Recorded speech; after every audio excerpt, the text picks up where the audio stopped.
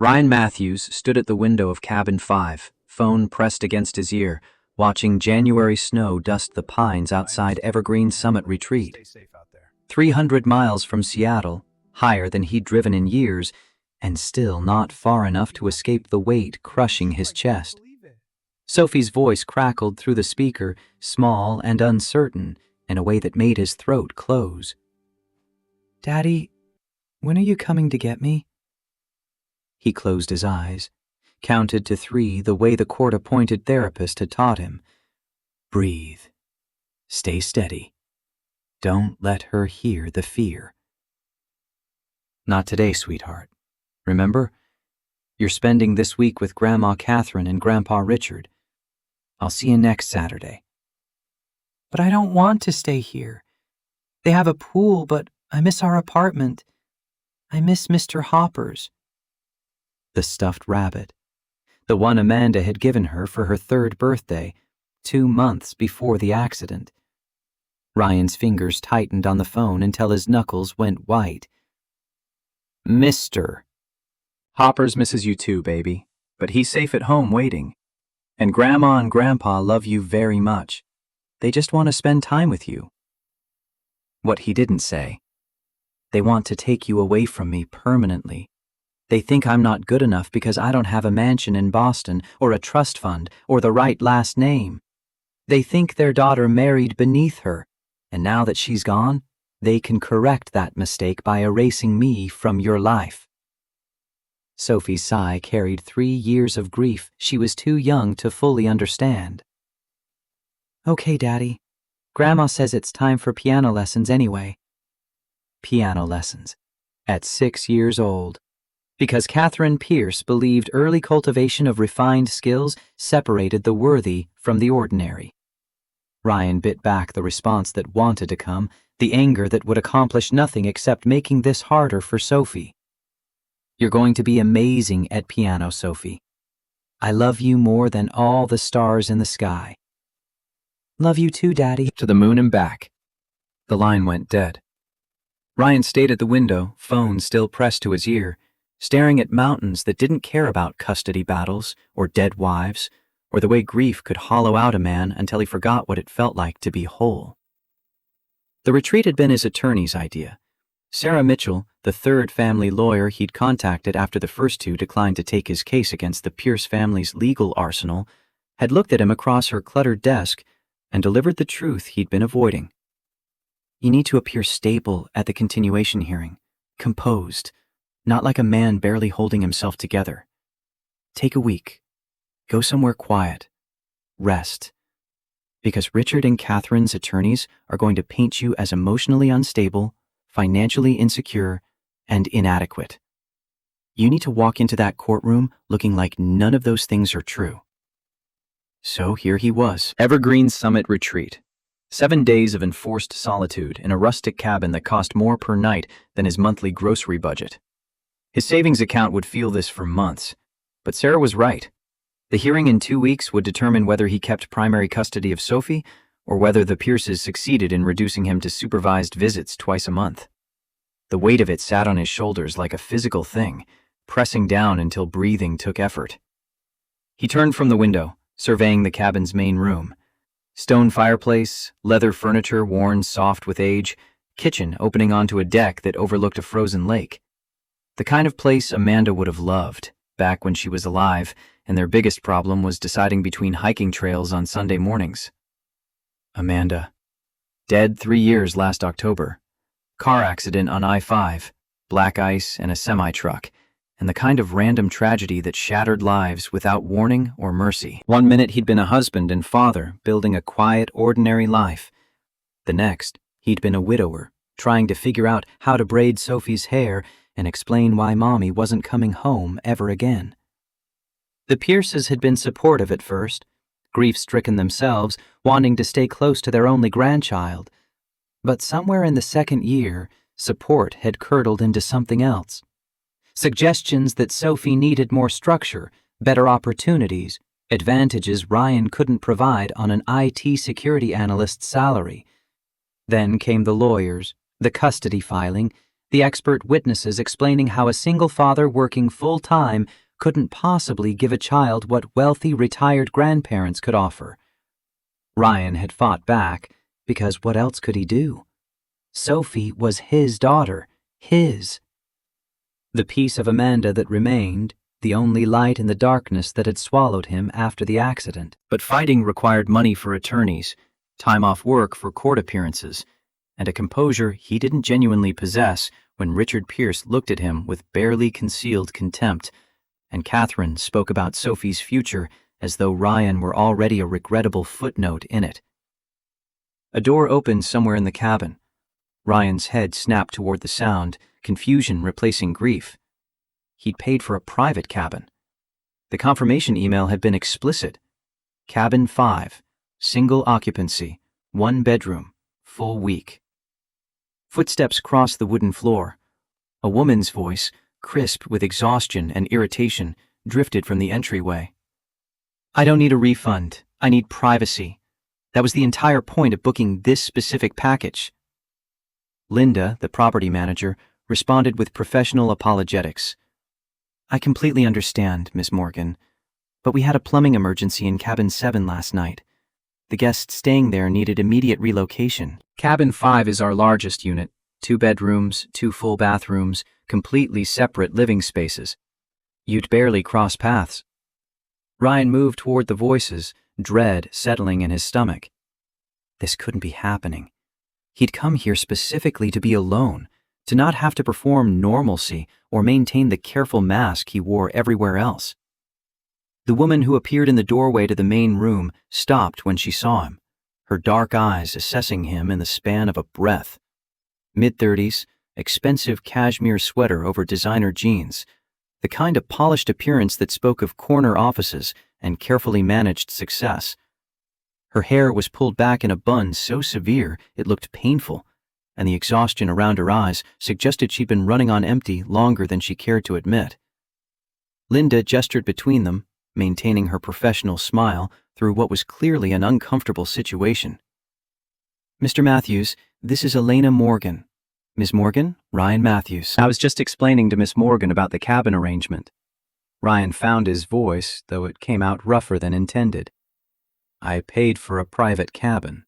Elena's expression didn't change, but something flickered in her eyes. Recognition, maybe, of a fellow person at the end of their rope. "So did I." Linda's apologetic routine continued, offering reduced rates and future credits and assurances that they'd never even notice each other in a space this size. Ryan watched Elena's face as she calculated the cost of leaving against the cost of staying, saw the exact moment she reached the same conclusion he had. Neither of them had anywhere else to go that mattered. "Fine, I'll make it work." Linda's relief was almost comical. She walked Elena through the cabin's layout, pointing out the bedroom wings on opposite ends, the bathrooms, the kitchen stocked with coffee and basic provisions. Ryan stood to the side, silent, already planning how to minimize interaction. Stay in his room. Hike during the day. Exist as little as possible in shared spaces. When Linda finally left, the silence that filled the cabin felt heavy with unspoken rules. Elena wheeled her suitcase toward the west bedroom without looking at him. "I'll try to stay out of your way." "Same." The door to her room closed with a soft click. Ryan stood alone in the main room, listening to the quiet sounds of her unpacking, and wondered what kind of hell required a person to flee to a mountain retreat in January. Then again, anyone looking at him would wonder the same thing. He returned to his own room, sat on the bed, and stared at his phone. No messages from Sophie, no updates from Sarah. Just the wait of 2 weeks until a judge decided whether he was enough of a father to deserve his daughter. The afternoon bled into evening. Ryan heard Elena moving through the cabin occasionally, footsteps careful and deliberate, clearly working to honor the distance they'd silently agreed upon. He stayed in his room until hunger drove him out around 7, hoping she'd already eaten. The kitchen was empty. He made a sandwich, ate it standing at the counter, and retreated before she could emerge. The pattern felt sustainable. They were both adults, They could share space without actually sharing anything that mattered. Night fell hard in the mountains. Ryan lay in bed, staring at the ceiling, listening to wind in the pines and the settling sounds of the cabin. Sleep felt impossible, the way it had for months now. Most nights he managed 3 or 4 hours before the nightmares came. Amanda in the car, metal crushing, Sophie screaming for her mother. Or worse, Sophie older, calling Richard Pierce Dad, while Ryan faded to the edges of her memory like a photograph left too long in sunlight. Somewhere around 2 in the morning, the sound of retching jerked him fully awake. Footsteps stumbled across the cabin, a door slammed, and then silence except for ragged breathing that carried through the walls. Ryan sat up, uncertain. The sounds had come from Elena's side of the cabin. Part of him recognized this wasn't his problem, that they'd agreed on distance and privacy. But another part, the part that had spent 3 years learning to identify distress in all its forms because Sophie's grief had so many faces, understood what he was hearing. He moved quietly through the dark cabin, following instinct more than logic. Light showed under the bathroom door. The breathing had steadied, but still carried the irregular rhythm of someone fighting panic. His knuckles barely touched the door before her voice cut through, sharp despite the tremor. "I'm fine. Please go away." Ryan hesitated, hand hovering. He knew that tone, had used it himself often enough when people offered help he couldn't accept without admitting how broken he was. "Okay, there's ginger tea in the kitchen if you need it. For nausea." No response. He returned to his room, lay back down, and didn't sleep. 20 minutes later, he heard her door open, heard her footsteps move toward the kitchen. Water running, the electric kettle heating, the small sounds of someone trying to put themselves back together in the dark.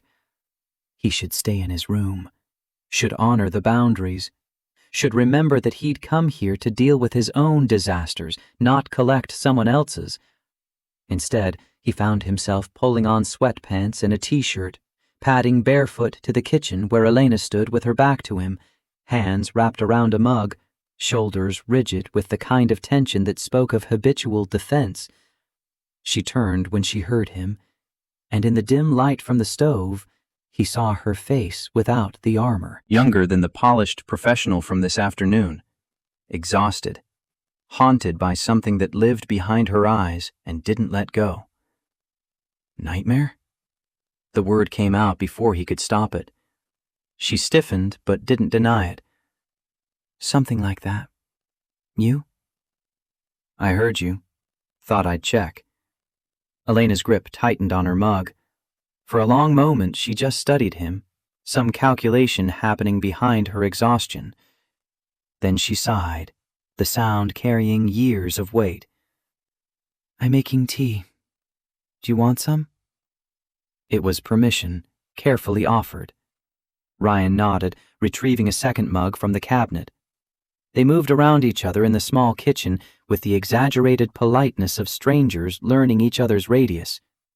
When the tea was ready, they settled at opposite ends of the couch in the main room, leaving careful space between them, both staring at the cold fireplace rather than at each other. The silence stretched. Not quite comfortable, but not hostile either. Just two people occupying the same darkness, bound by nothing except proximity and insomnia. Elena spoke first, her voice steadier now. How long have you been having them? The nightmares. Ryan calculated whether honesty mattered with a stranger he'd never see again after this week. 3 years. You? 7. The number hung in the air between them, heavy with implications. 7 years of nightmares suggested trauma that had calcified into permanent architecture, the kind that didn't heal so much as learn to coexist with daylight. Ryan took a slow sip of tea, the heat grounding him in the present moment. I used to be a journalist. Investigative reporting. Elena's confession emerged quiet, almost reluctant, as though she were testing whether speaking the words out loud would shatter something fragile. I was good at it. Really good. I exposed corruption, corporate malfeasance, The kind of stories that actually changed things. Then I got too close to the wrong story. Someone decided to send me a message about backing off. She paused, and Ryan heard the careful editing in what she didn't say. The details she was leaving out, the parts too raw to share with a stranger in the dark. They caught me in my hotel room after a conference. 3 men. They wanted to scare me, and they succeeded. Her hand trembled slightly on her mug. Ryan watched her force it steady through pure will. I survived. Physically, I was fine, but I couldn't do the work anymore. Couldn't investigate, couldn't ask dangerous questions, couldn't even be alone with sources. The panic attacks made it impossible. She let out a shaky breath. So I became a corporate crisis management consultant instead. I help companies contain their scandals rather than exposing them. It pays better, it's safer, and every day I hate myself a little more for taking the easy road. The honesty in her voice carried no self-pity, just exhaustion with her own compromises. Ryan recognized it because he felt the same exhaustion every time he calculated how to appear stable enough for family court while slowly dissolving inside. He set down his tea, clasped his hands between his knees. I have a daughter, Sophie. She's 6 years old, and she's the only good thing I've ever done with my life. The past tense in his phrasing made Elena glance at him, quick and assessing. Have, Ryan corrected himself, the distinction crucial. Still have. She's just not with me right now. He stood, moved to the window that overlooked the dark lake. Elena watched his reflection in the glass. Sophie's mother, Amanda, died 3 years ago. Car accident. 1 minute we were a family, the next I was a single father trying to figure out how to braid hair and make lunches and explain why mommy wasn't coming home. His voice cracked. He pushed through it. I thought I was doing okay. Not great, but okay. Sophie was seeing a grief counselor. I was managing.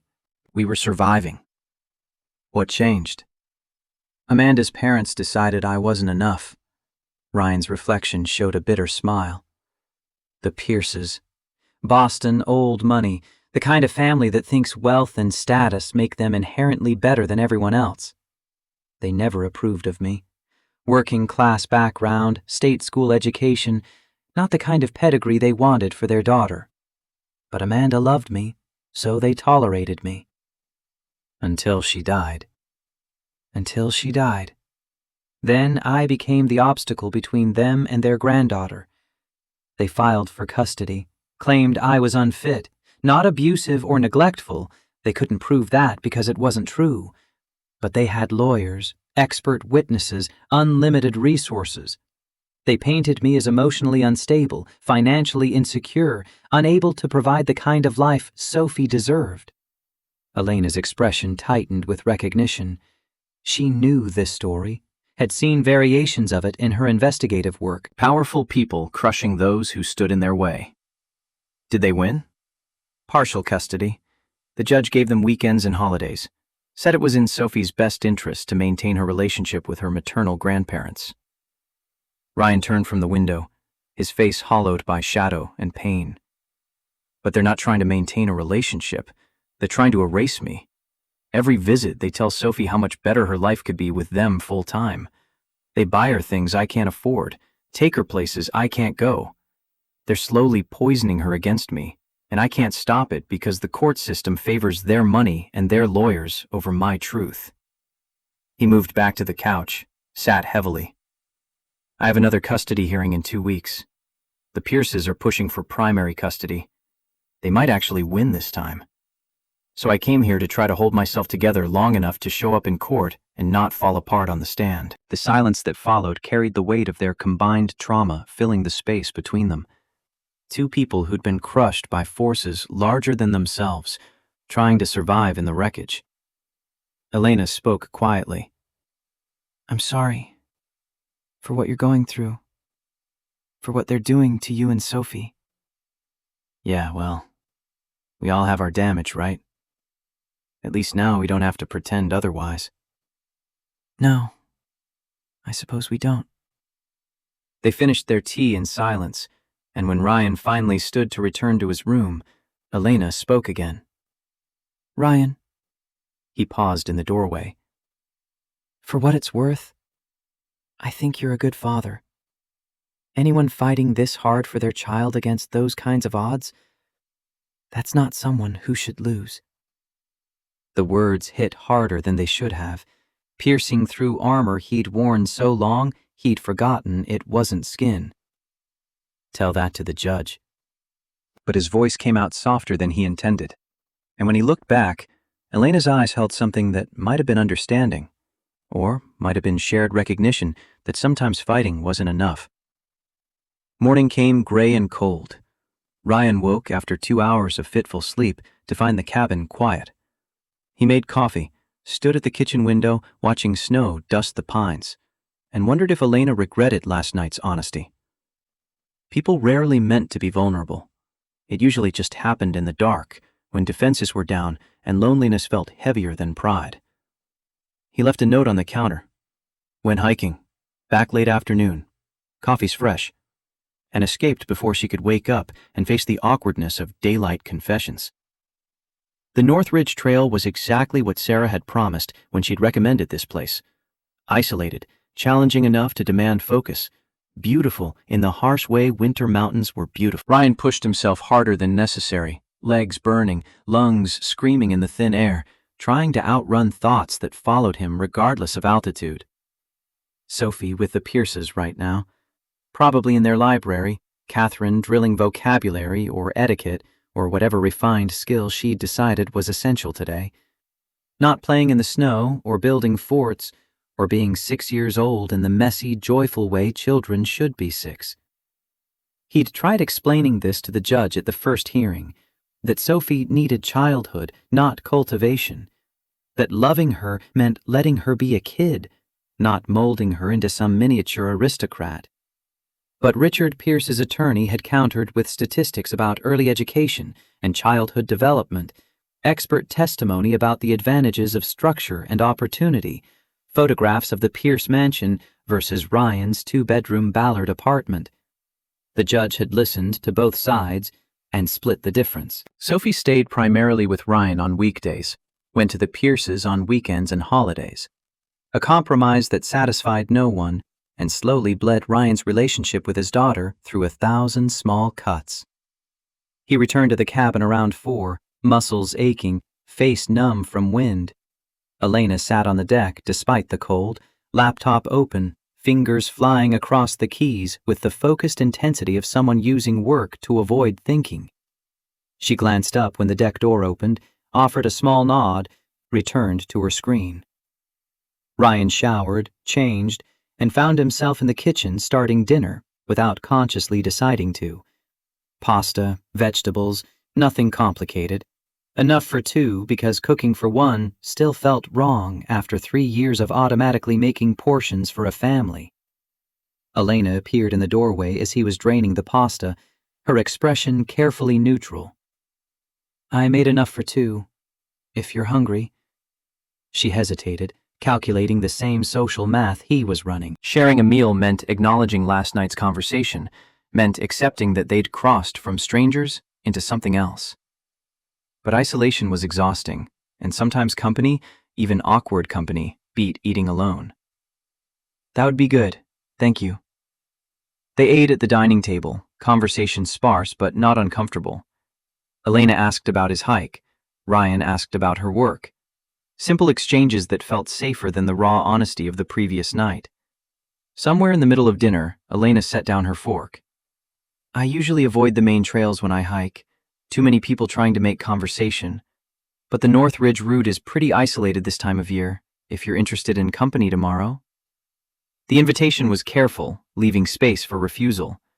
Ryan considered it. He'd come here for solitude, but solitude had just meant more time alone with thoughts that circled like vultures. I'd like that. There's a waterfall trail, 3 miles round trip. Well marked, beautiful views. Good starter hike if you haven't been out in a while. Elena's expression shifted, something uncertain crossing her face. I used to hike. Before. I was training for a half marathon, spent weekends exploring trails around Seattle. But after what happened, I couldn't be in isolated places anymore. Too vulnerable. She met his eyes directly. Would it be easier if you weren't alone? I mean, if someone else was there who understood panic attacks? The question held no judgment, just practical problem solving. Ryan found himself nodding. Tomorrow works, if the weather holds. They finished dinner in more comfortable silence, and when Elena offered to do dishes, Ryan didn't argue. He retreated to the deck with coffee, watching the sun paint the mountains orange and gold as it set. Feeling something loosen in his chest that had been tight for so long, he'd forgotten it wasn't permanent. The next 3 days fell into unexpected rhythm. Morning hikes on different trails, Ryan setting a moderate pace, pointing out landmarks. Afternoons separate, Ryan working remotely on a security audit, Elena buried in her laptop managing some crisis for clients he suspected she despised. Evenings cooking simple meals together, conversations that carefully avoided the deepest wounds while circling around them. Ryan learned that Elena had grown up in small-town Oregon, only child of teachers who believed integrity mattered more than money, that her first journalism award had made her cry because it meant her work actually changed policy, that Seattle felt lonely despite its crowds, or maybe because of them. Elena learned that Ryan had met Amanda in college, that falling in love with her had felt like discovering a language he didn't know he needed, that Sophie's birth had terrified him, the overwhelming responsibility of keeping another human alive, that Amanda's death had shattered his world. But Sophie's need had forced him to keep functioning when he wanted to stop. They didn't talk about the nightmares that still woke them most nights, or the trauma that had derailed Elena's career, or the custody battle that hung over Ryan like a guillotine. But those unspoken things lived in the silences between their words, acknowledged without being named. Sunday morning arrived, cold and clear. Ryan woke early, moved quietly to the kitchen, and began the ritual that had been sacred in his house since Sophie was 3.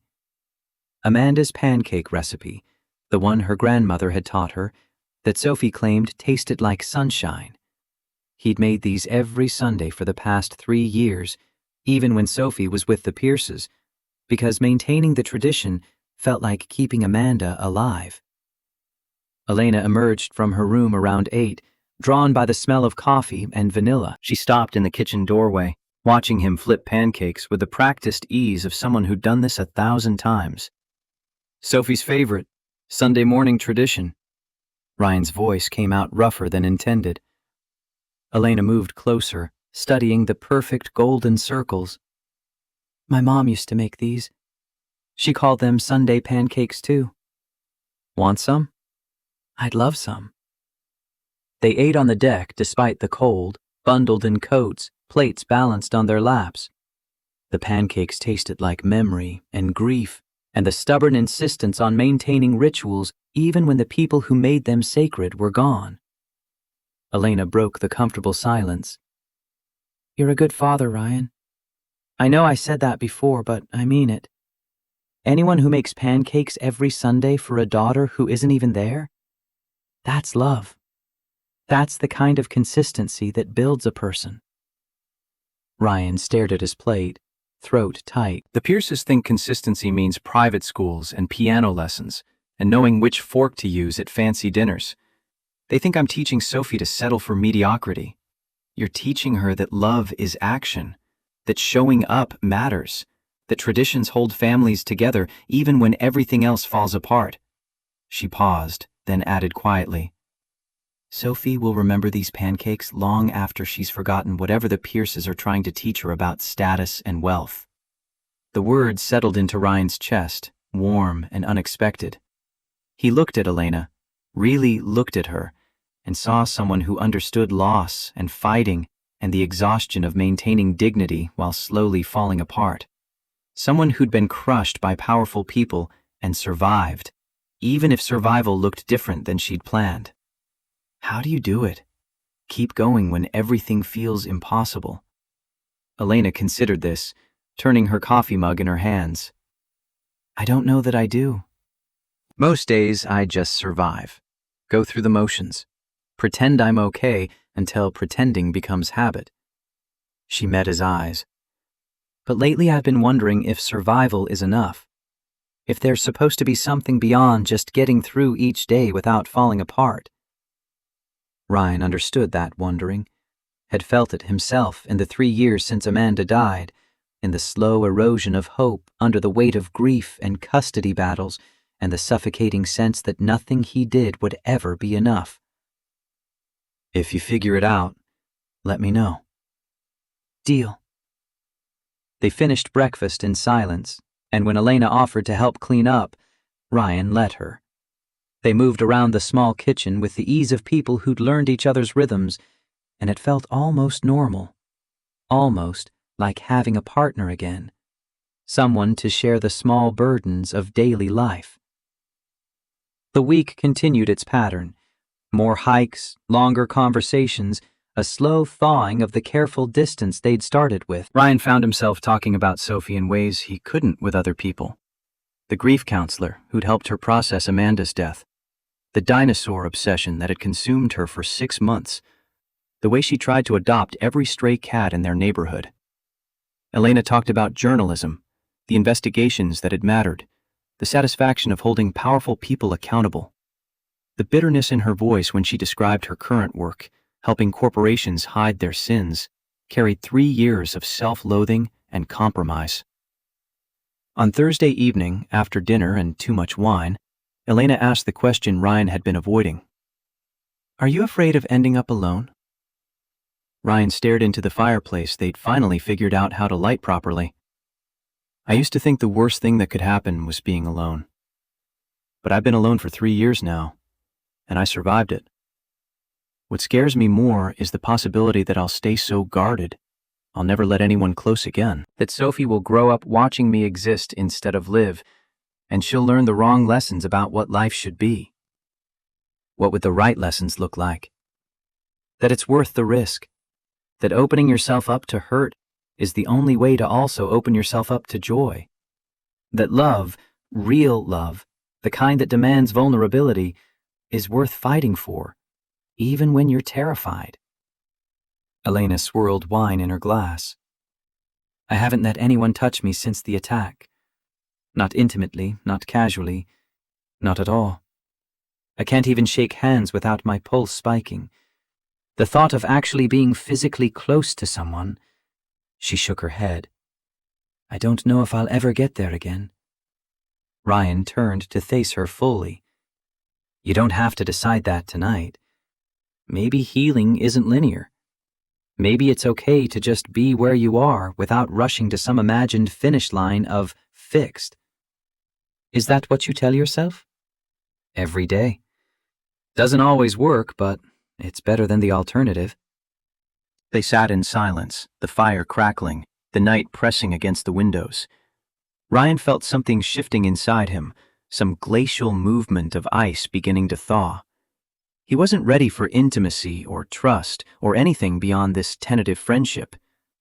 But maybe, possibly, he was ready to believe that being broken didn't mean being beyond repair. Elena's voice cut through his thoughts, quiet but deliberate. "Ryan, would it be okay if I sat next to you? Not anything beyond that. Just closer." He saw the courage it took for her to ask, understood what she was offering. Trust, carefully measured, extended despite every instinct screaming at her to protect herself. He shifted on the couch, making space. Elena moved slowly, hyper-aware of every inch between them closing. When she finally settled beside him, leaving maybe 6 inches of careful distance, Ryan could feel her entire nervous system screaming flight. But he didn't move toward her, didn't try to close the gap, just sat quietly as if sharing a couch was the most natural thing in the world. "Is this okay?" Her voice shook slightly. "Yeah, this is okay." They stayed like that for an hour, not touching but present, not speaking but communicating. The fire burned low, the wine glasses sat forgotten. Outside, wind moved through the pines, singing its ancient song of survival and endurance. When Elena finally stood to go to bed, she paused. "Thank you for understanding what that cost." Ryan looked up at her, this wounded woman who was slowly teaching him that broken didn't mean worthless. "Thank you for trusting me enough to try." In her room, alone in the dark, Elena touched the space on the couch where she'd sat, marveling that she'd allowed it, that it hadn't triggered panic, that maybe, impossibly, she might actually be healing. Ryan lay in his own bed, staring at the ceiling, and for the first time in 3 years, fell asleep without nightmares. Morning came too fast. Ryan woke to silence, then to the sound of his phone vibrating against the nightstand. Sarah Mitchell's name on the screen, her text message destroying the fragile peace he'd built. Emergency hearing moved to Monday. Pierce attorneys filed motion based on new evidence. Need you in Seattle by Sunday latest for prep. Call me ASAP. Monday, 4 days from now.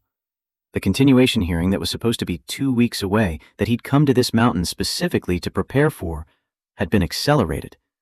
And new evidence meant the Pierces had found some new angle to attack him with, some fresh way to argue he was unfit. Ryan sat on the edge of the bed, phone in shaking hands, watching 3 years of careful survival collapse into 4 days of crisis. He needed to pack, drive back to Seattle, meet with Sarah, figure out what new evidence meant and how to counter it. He needed to leave this cabin and the unexpected peace he'd found here and return to the war he couldn't afford to lose. The door to Elena's room was closed when he emerged, showered and dressed, bag mostly packed.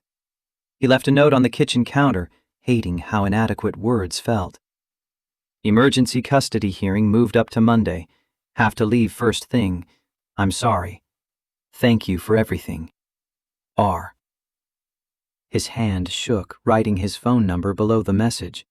Sharing contact information meant acknowledging this week had mattered, that whatever fragile connection they'd built was worth maintaining.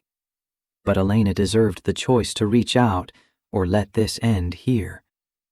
He was loading his bag into the car when his phone buzzed. Unknown number, local Seattle area code. Ryan Matthews? Speaking. This is Linda from Evergreen Summit. I have a message for you from Ms. Morgan. She asked me to give you her phone number and said to tell you, it's okay. Call when you're ready. Ryan saved the number, stared at it, and felt something crack open in his chest that had been sealed shut since Amanda died. Not hope, exactly, but possibility. The terrifying notion that maybe he didn't have to face the coming battle alone. He texted before he could overthink it. Emergency hearing Monday. Pierces have new evidence, don't know what. Terrified. The response came within seconds. I know people. Corporate attorneys aren't family law, but I could make calls. Help you find resources. Ryan's throat tightened. I can't afford that kind of help. Let me worry about affordability. Just think about it. He sat in his car, engine idling, staring at the cabin where he'd spent a week learning that vulnerability didn't automatically mean violation, where a stranger had become something more through the simple act of witnessing each other's pain without trying to fix it.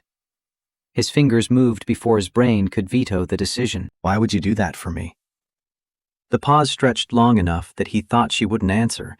Then, because the system is designed to favor wealth over justice, and I'm tired of watching that happen without fighting back. Because you're a good father being punished for not having the right pedigree. Because someone should level the playing field. Ryan read the message 3 times, something warm and unexpected spreading through his chest. I need to think about it. The hearing's in 4 days. I don't want to make things worse. Fair enough. The offer stands. He typed one more message, the words feeling inadequate but necessary. Thank you for this week. For everything. I came here thinking I was completely alone. You showed me that's not true. Her response made his eyes sting.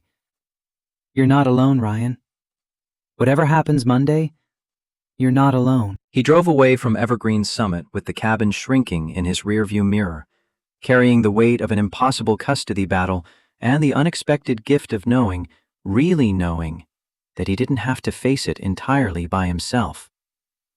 The mountains disappeared behind him as the highway descended toward Seattle, but the peace he'd found in them remained, fragile and precious, tucked against his ribs like a secret he was learning to protect. Elena's apartment in downtown Seattle welcomed her back with the usual sterile indifference. Polished concrete floors, minimalist furniture, floor-to-ceiling windows showcasing the city without actually connecting her to it. She'd lived here 4 years, and it still felt like a hotel, a temporary stop on the way to somewhere that never materialized. She dropped her bag by the door, ignored the stack of mail that had accumulated during her week away, and stood at the window, watching Monday morning traffic crawl along the street below. Somewhere in that city, Ryan was preparing for a custody hearing that could destroy what remained of his life. She'd offered to help and meant it, but the practical logistics of that help remained unclear. Corporate crisis management didn't translate directly to family law, and her contacts in the legal world had narrowed significantly since she'd left investigative journalism. Her phone buzzed with the familiar cascade of work emergencies.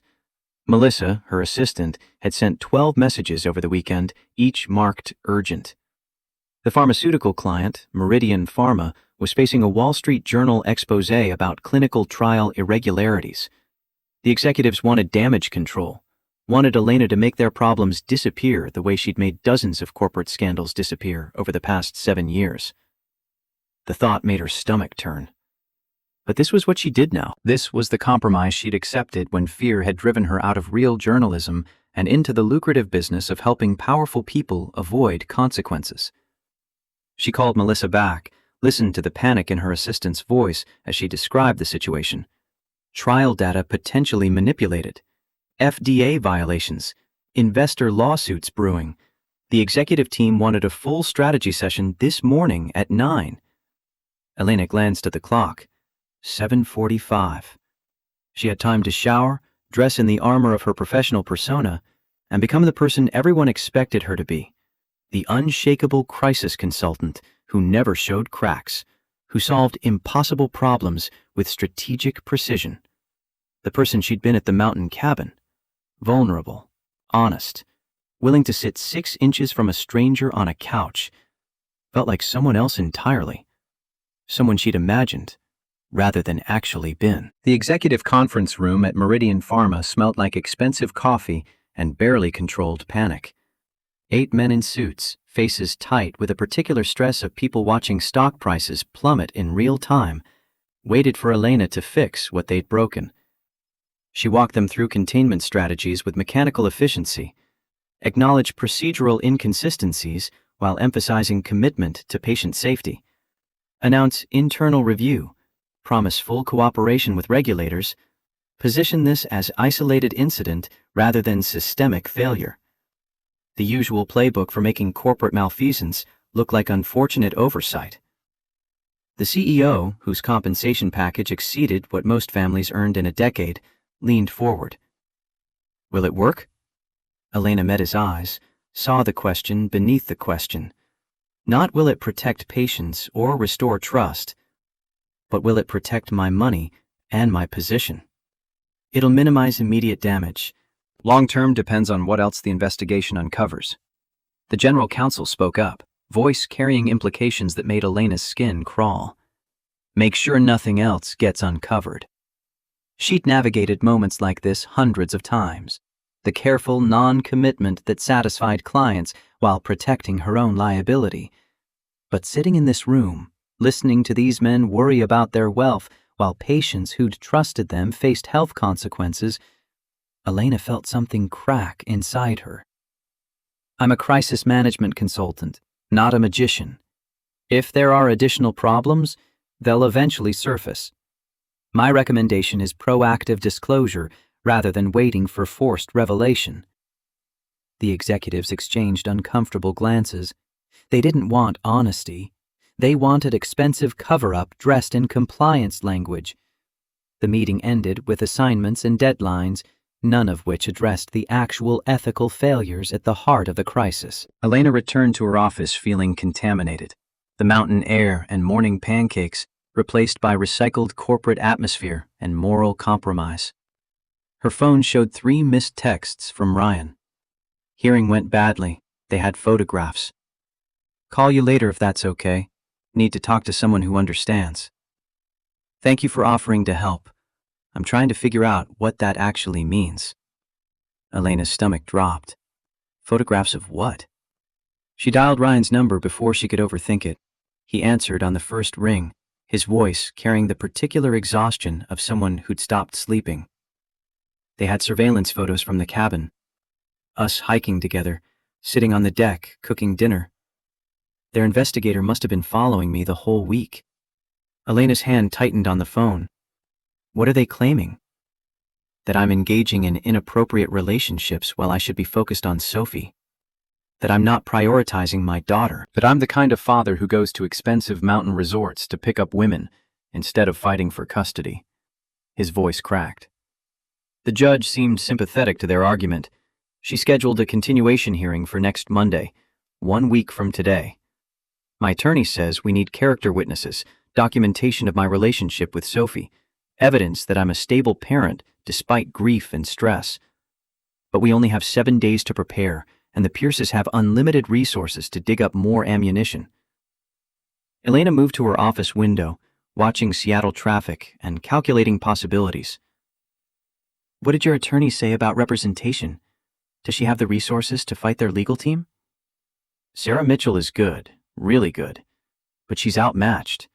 The Pierces have 3 attorneys from one of Boston's most prestigious firms.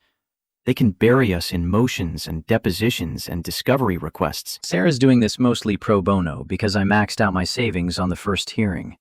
Ryan's breathing came ragged through the phone. I can't afford their kind of lawyers. I work in IT security, make decent money, but nothing compared to Pierce wealth.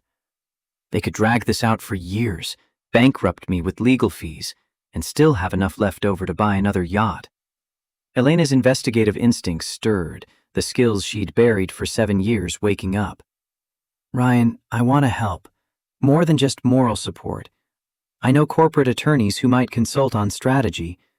I can research the Pierce family finances, look for inconsistencies in their claims.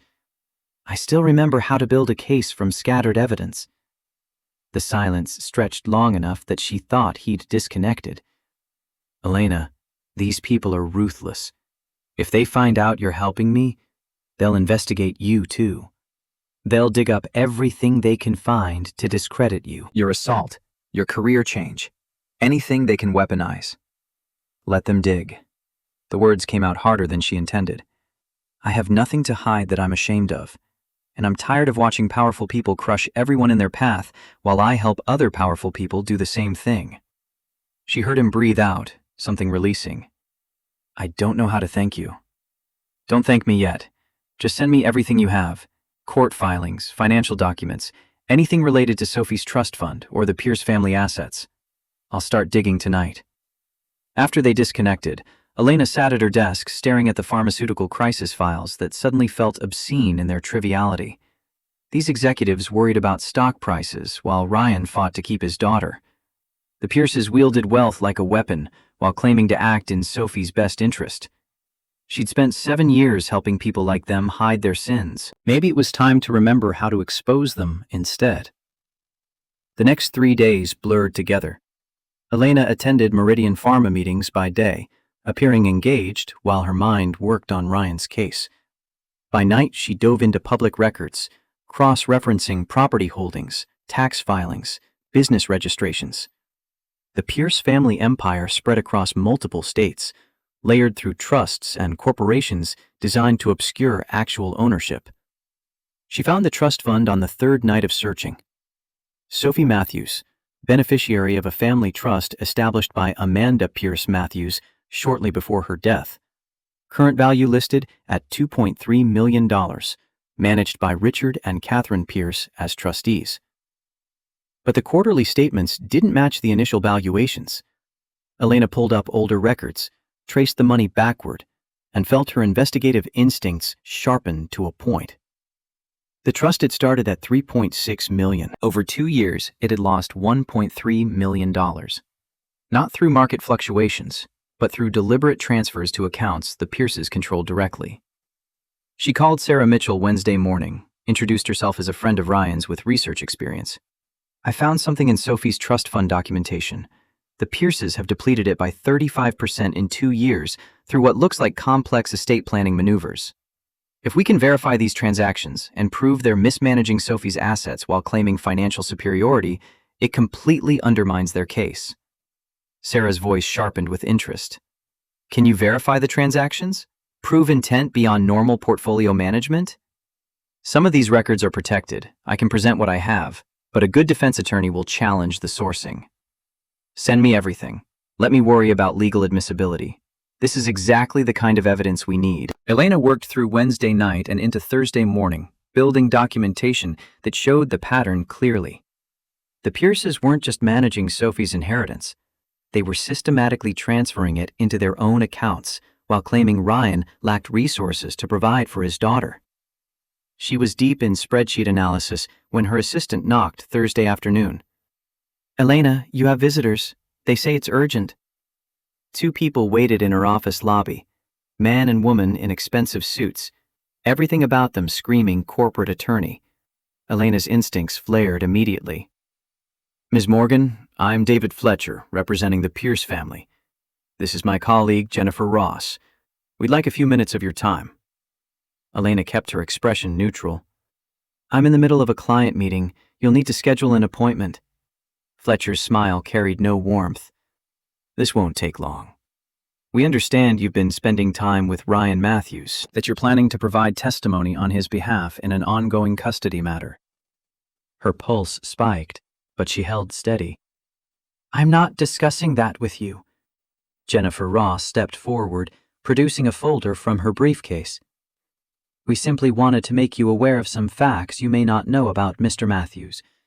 His employment history shows significant instability, fired from 2 positions in the past 3 years. His financial records indicate substantial debt. His psychological evaluation, which we obtained legally through discovery, suggests unresolved grief and potential depression. Elena's jaw tightened. You're in the wrong building if you're looking for character assassination. Try the tabloids. Fletcher's voice sharpened. Ms. Morgan, we're not here to threaten you. But you should know that the Pierces are prepared to investigate everyone associated with Mr. Matthews' case. Your transition from journalism to corporate consulting was rather sudden 7 years ago, wasn't it? We understand there was an incident. The room temperature seemed to drop.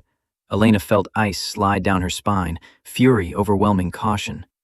If you're threatening to exploit my sexual assault for your custody case, I suggest you reconsider very carefully. I have friends in every major news outlet in this city. I know exactly how to make a story go viral. Wealthy family uses trauma survivor's assault to discredit custody testimony. That's front-page material. Fletcher and Ross exchanged glances, recalibrating their approach. We're simply encouraging you to reconsider your involvement. This is a family matter. Outsiders often don't understand the complexities. Elena moved to her office door, opened it. I understand that you're trying to intimidate me into silence. It won't work. Now get out of my building before I call security. They left without further argument, but Elena's hands shook as she closed the door. They'd found her. They'd researched her background. They knew about the assault, and they would absolutely weaponize it if she testified. Part of her wanted to withdraw, to protect herself from having her worst trauma dissected in a courtroom, but a larger part was simply angry. Furious that these people thought they could use her pain as ammunition, that they'd stoop to threatening a survivor to maintain control over their granddaughter. She texted Ryan immediately. Pierce attorneys just ambushed me at my office, threatened to use my assault in their case. You need to know what you're asking me to walk into. His response came within seconds. I'm calling you right now. She answered before the second ring. Tell me everything. Elena relayed the conversation, the implicit threats, the folder of information they'd brought about him. When she finished, Ryan's voice carried controlled fury. I'm so sorry. God, Elena, I never should have asked for your help. I didn't think they'd go after you like this. I'm not withdrawing my support, but you need to understand that they're going to make this ugly. They'll bring up my assault, probably use it to argue I'm emotionally compromised or biased against powerful men or whatever twisted logic serves their narrative. Then we fight back. We expose them for the manipulative predators they are. Ryan's voice broke. You don't understand what you're up against. These people have resources, connections, lawyers who specialize in destroying anyone who gets in their way. They'll bury us in litigation, make it too expensive and exhausting to continue. Elena surprised herself with her own certainty. Do you want me to back out? I would understand this isn't your fight. That's where you're wrong. This became my fight the moment they decided to use my trauma as a weapon. I'm not backing down. The conversation shifted to strategy. Sarah Mitchell needed character witnesses, needed documentation of Ryan's relationship with Sophie, needed evidence countering the instability narrative. Elena had research skills and connections. Ryan had 3 years of parenting documented in school records, pediatrician visits, the daily mundane proof that he'd shown up for his daughter every single day. They talked for an hour, building a defense from fragments. When they finally disconnected, Elena felt energized in a way she hadn't experienced in 7 years. This was investigative work that mattered. This was using her skills for justice instead of cover-up. Her managing partner called Friday morning, voice tight with barely controlled anger. Meridian Pharma is threatening to pull their entire account. They claim you've been distracted, unresponsive, not providing the level of service they're paying for. Elena had known this was coming. Her billable hours had plummeted this week. Her attention had been elsewhere. The executives could sense her disgust with their priorities.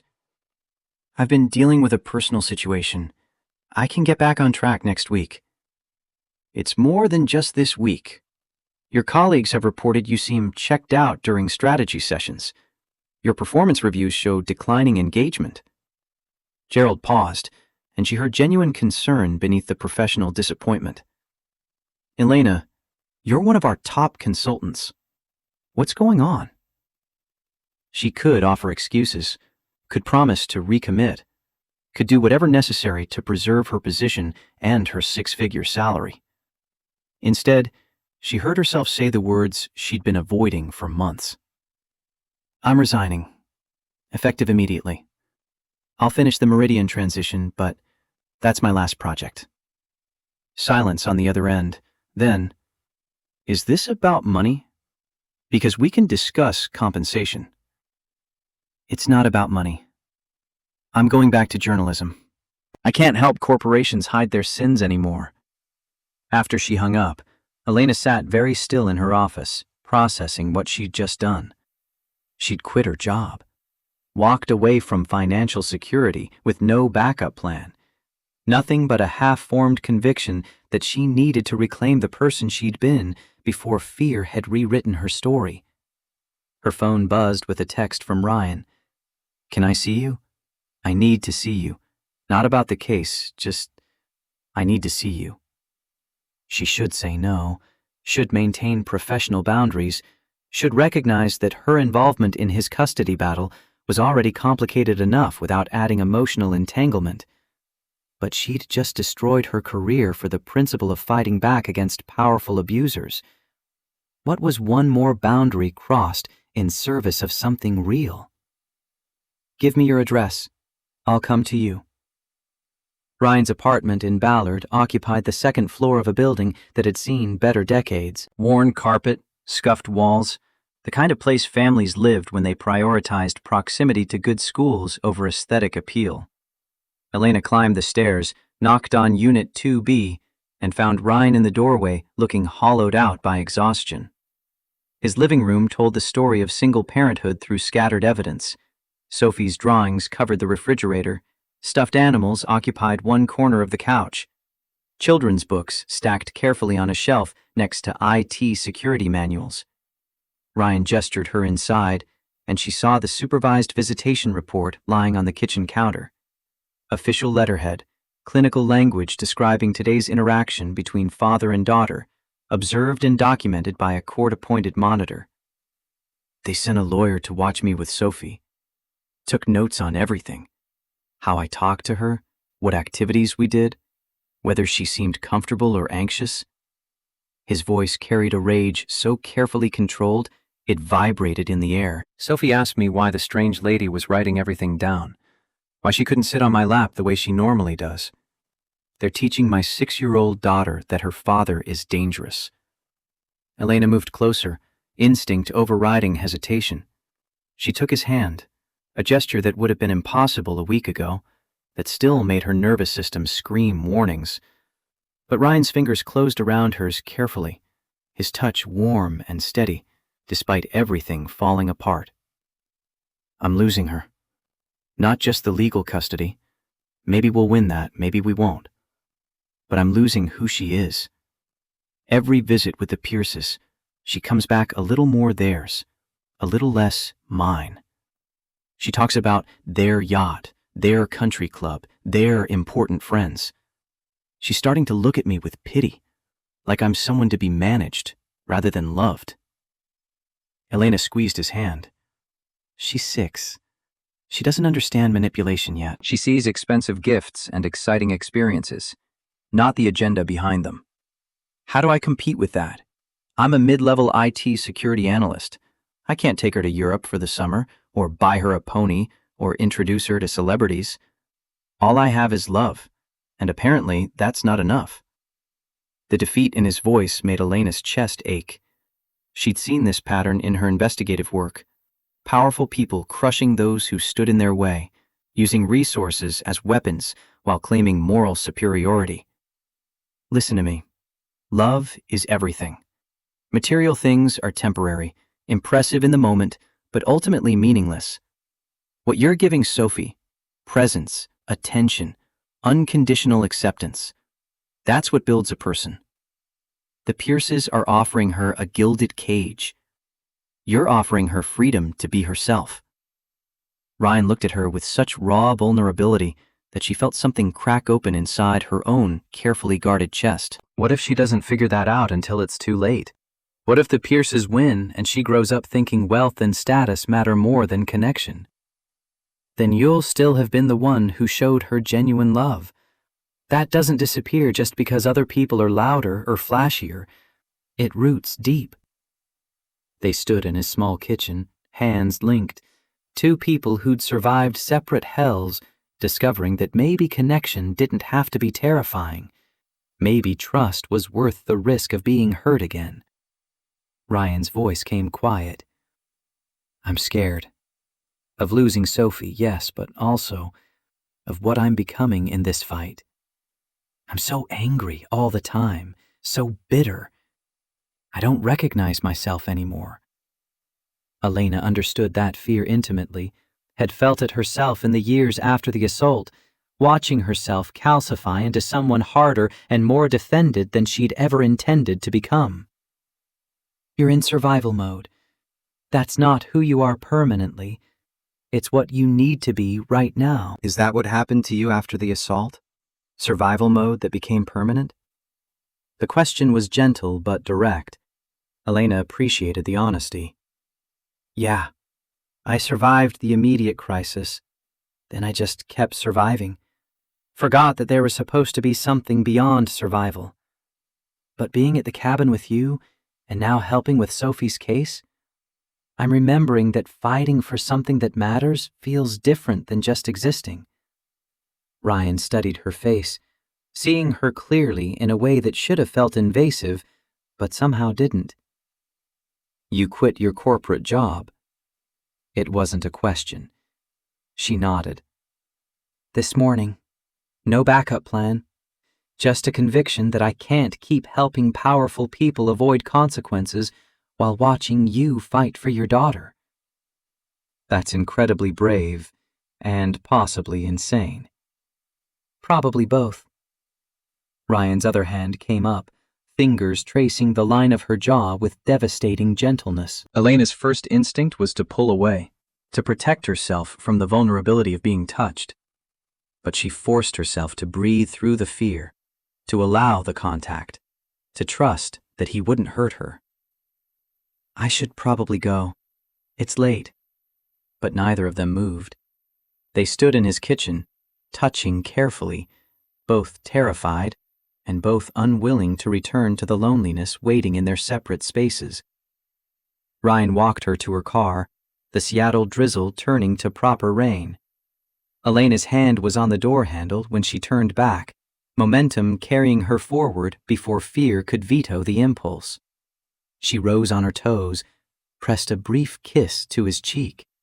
Chaste, almost sisterly, but it represented a monumental shift in her ability to initiate physical contact. Ryan's eyes widened, understanding the significance even without knowing the full extent of her trauma. Thank you for all of this. For fighting when you had no obligation to. Elena felt rain on her face, tears mixing with weather. Where else would I be?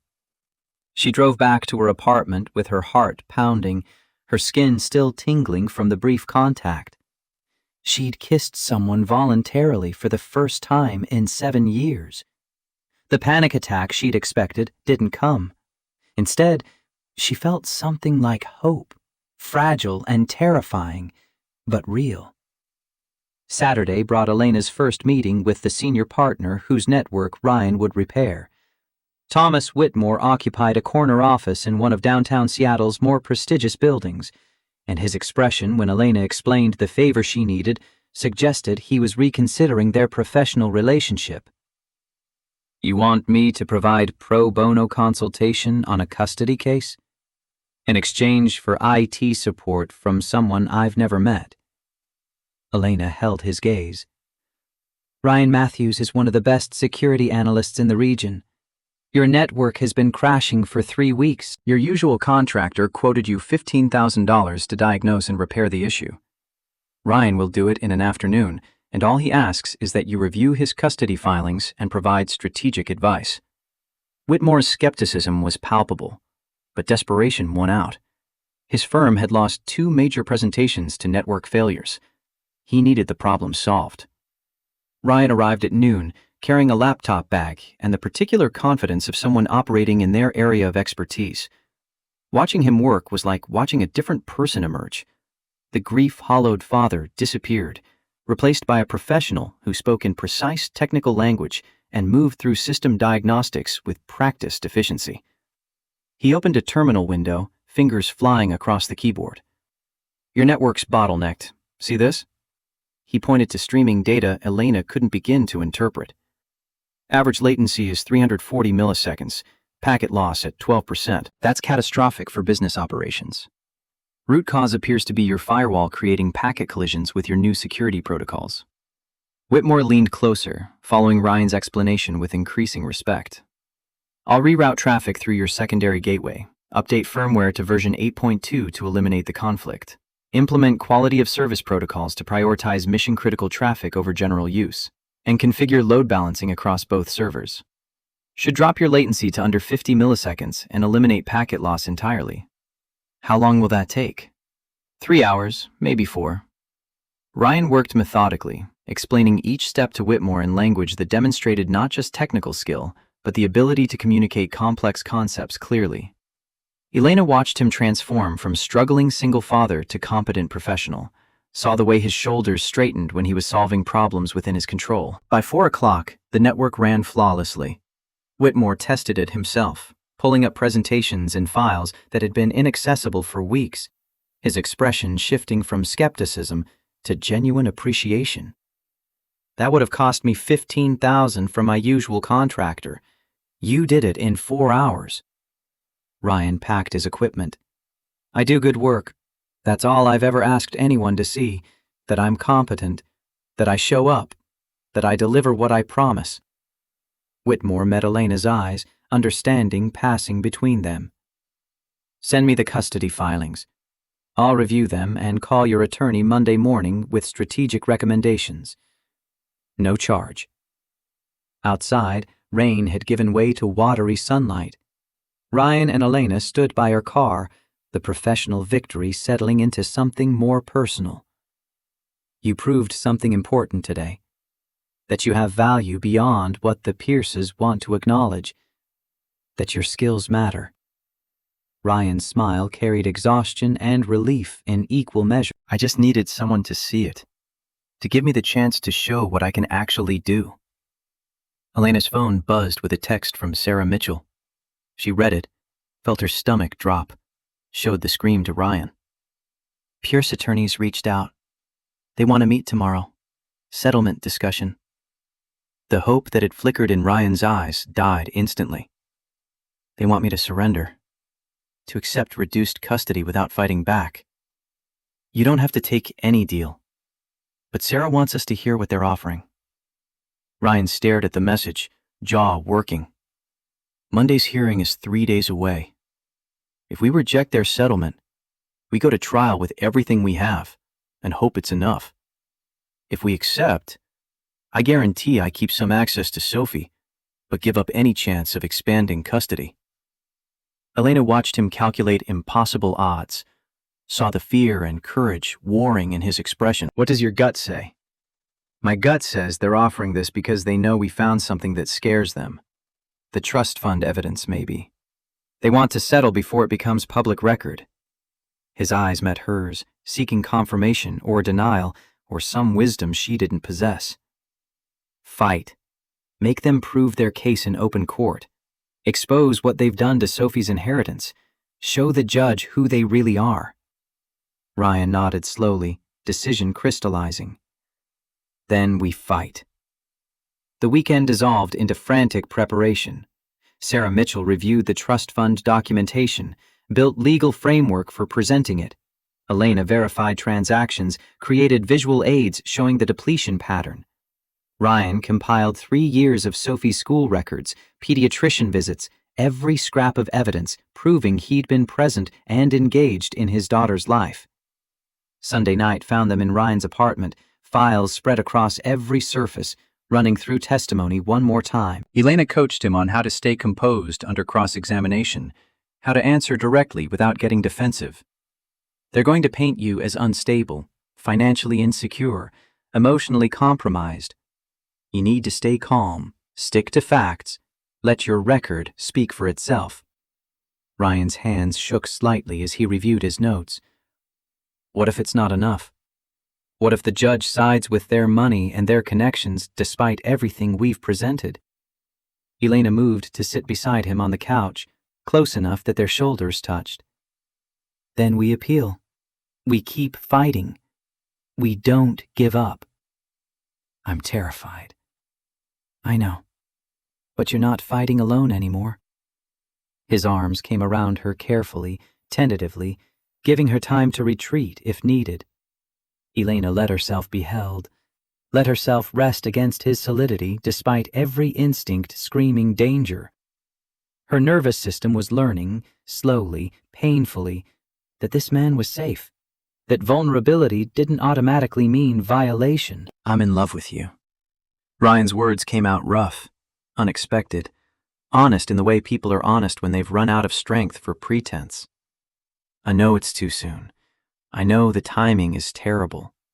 I know I have nothing to offer you except complications and emotional baggage.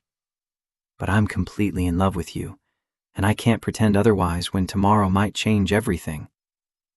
Elena pulled back enough to look at him directly, her heart hammering against her ribs. I'm in love with you too. Since the mountain. Since you made pancakes and talked about Sophie and didn't try to fix my trauma. Since you showed me that being broken doesn't mean being worthless. They kissed then, tentative at first, then deeper, 7 years of Elena's fear dissolving in the certainty that this was right, that this was safe, that she was allowed to want this.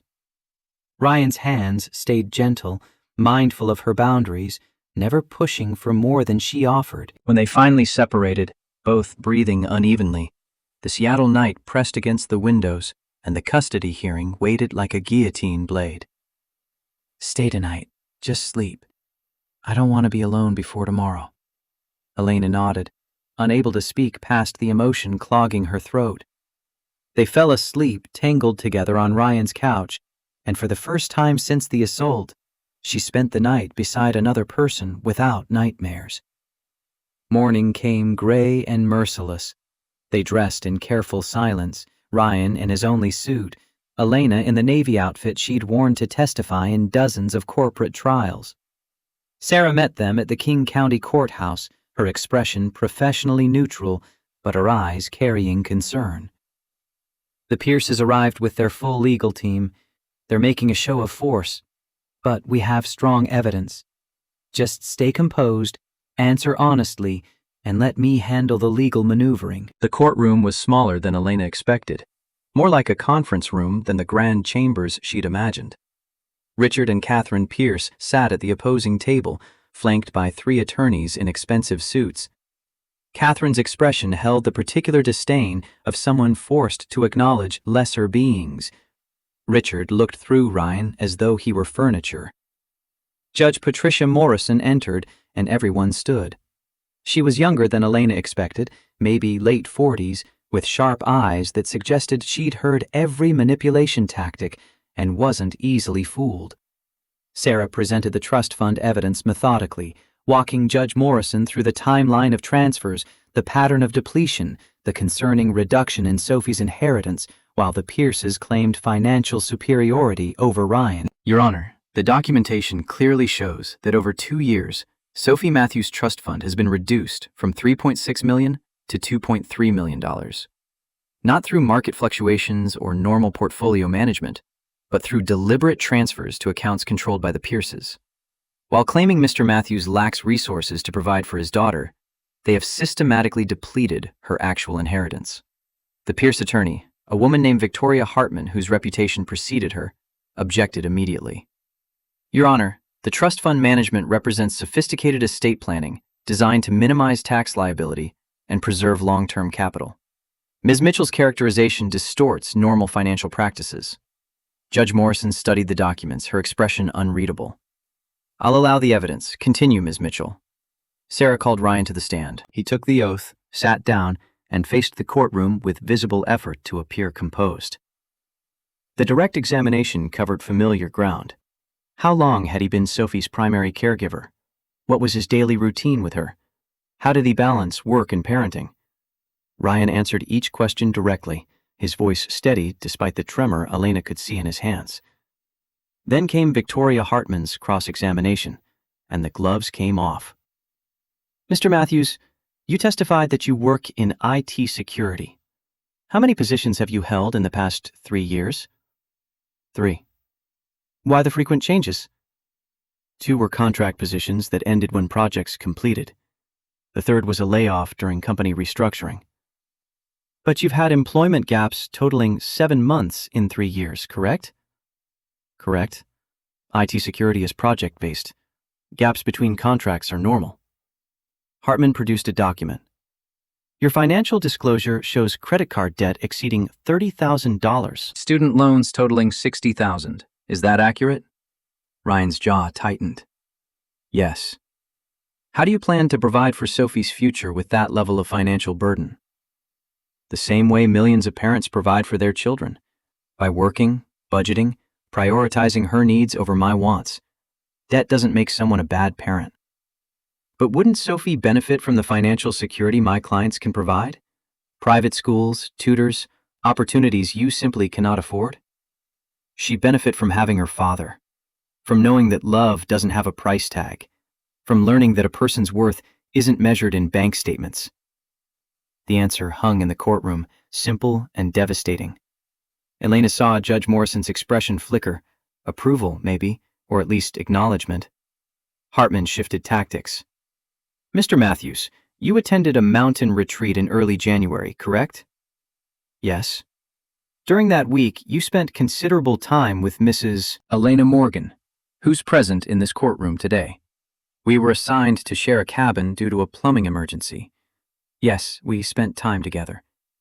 Would you characterize your relationship as romantic? Sarah objected immediately, but Judge Morrison allowed the question. We became friends. She supported me during a difficult time. Hartman produced the surveillance photographs, and Elena's stomach turned. Images of her and Ryan hiking, sitting on the cabin deck, cooking dinner together. Innocent moments twisted into evidence of irresponsibility. These photographs show considerable intimacy for people who claim to be just friends. Wouldn't you agree that spending a week at an expensive resort, engaging in romantic relationship, while your daughter was with my clients, suggests misplaced priorities? Ryan's voice came hard. I spent 1 week trying to hold myself together before a custody hearing. I made friends with someone who understood grief and loss. There was nothing inappropriate about our interactions. The only thing those photographs prove is that your clients hired investigators to follow me, which says more about their priorities than mine. The cross-examination continued, brutal and precise, but Ryan held steady. When he finally stepped down, Elena saw exhaustion in every line of his body, but also a kind of dignity. He told his truth without begging or apologizing. Judge Morrison called a brief recess. In the hallway, Ryan leaned against the wall, eyes closed. I don't know if that was enough. Sarah's expression carried careful neutrality. You did well. You stayed composed, answered honestly. Now we wait for her ruling. When they reconvened, Judge Morrison had that particular stillness of someone who'd made a difficult decision. I've reviewed all testimony and evidence presented. This case presents challenging questions about what constitutes a child's best interests when multiple parties offer different but valid forms of care and support. She paused, and Elena felt Ryan tense beside her. The Pierces have argued they can provide superior material resources and educational opportunities. This argument has merit. Their wealth and connections do create possibilities unavailable to Mr. Matthews. Ryan's hand found Elena's under the table, gripping hard enough to hurt. However, this court is troubled by evidence suggesting the Pierces have systematically depleted Sophie Matthews' trust fund while simultaneously arguing superior financial fitness. The documentation presented raises serious questions about asset management and potential misappropriation of funds held for the child's benefit. Catherine Pierce's face went rigid. Richard leaned to whisper urgently to his attorney. Furthermore, the court notes that material advantages, while important, are not the sole measure of parental fitness. Mr. Matthews has demonstrated consistent, loving involvement in his daughter's life. His financial challenges are common among single parents and do not indicate inadequacy. His decision to seek support at a wellness retreat shows self-awareness, not instability. Judge Morrison's gaze moved to the Pierce table. The court also finds troubling the Pierces' apparent strategy of using their resources to systematically undermine Mr. Matthews, rather than support Sophie's relationship with her father.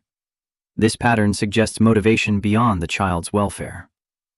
She delivered the ruling with judicial precision. Therefore, this court rules as follows. Primary physical custody remains with Ryan Matthews. Sophie will reside with her father during weekdays and attend school in his district. The Pierces' visitation is modified to 3 weekends per month and alternating major holidays. Elena felt Ryan's confusion. 3 weekends was more than the previous 2. This was worse, not better. Additionally, the court orders independent oversight of Sophie Matthews' trust fund with quarterly reporting to ensure proper management. Any further reduction in the trust's value without clear justification will result in removal of the Pierces as trustees. Judge Morrison's expression softened almost imperceptibly.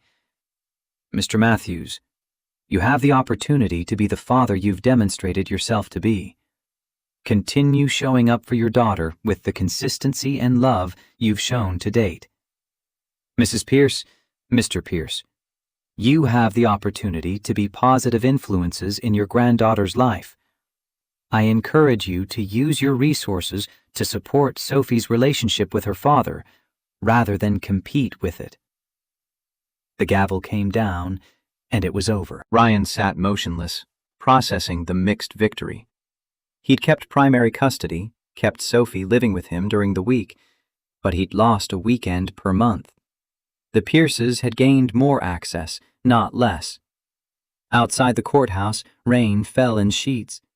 Ryan stood on the steps, face turned up to the sky, and Elena saw him trying to find gratitude in the partial win. "You kept her. Sophie stays with you." Sarah nodded agreement. It could have been much worse. The judge could have granted them primary custody.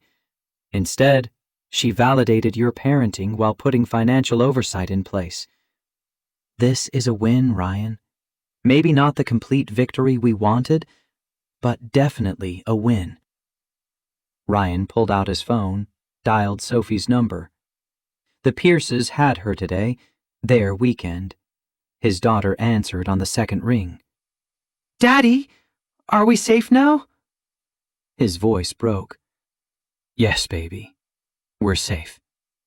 You're staying with Daddy during the week. Every week. No more questions about it." Can Mr. Hoppers live at your place full time now instead of just visiting? Ryan laughed through tears. Yes, sweetheart. Mr. Hoppers can live at home now. After he disconnected, he turned to Elena, and she saw everything in his face. Relief and disappointment and exhaustion and love. "I don't know whether to celebrate or cry." Both. You're allowed both. They stood in the rain while Seattle moved around them, two people who'd fought impossible odds and survived, if not unscathed, then at least still standing. The war wasn't over. The Pierces could appeal, could find new ways to challenge custody. But for now, Ryan had won the right to be Sophie's father, and that was everything.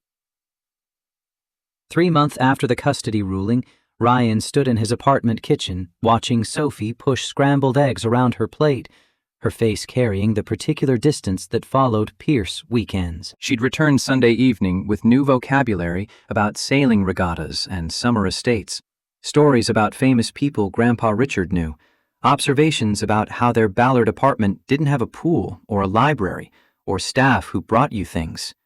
He'd learned to recognize the poison even when Sophie didn't understand she was delivering it. The Pierces weren't overtly undermining him anymore.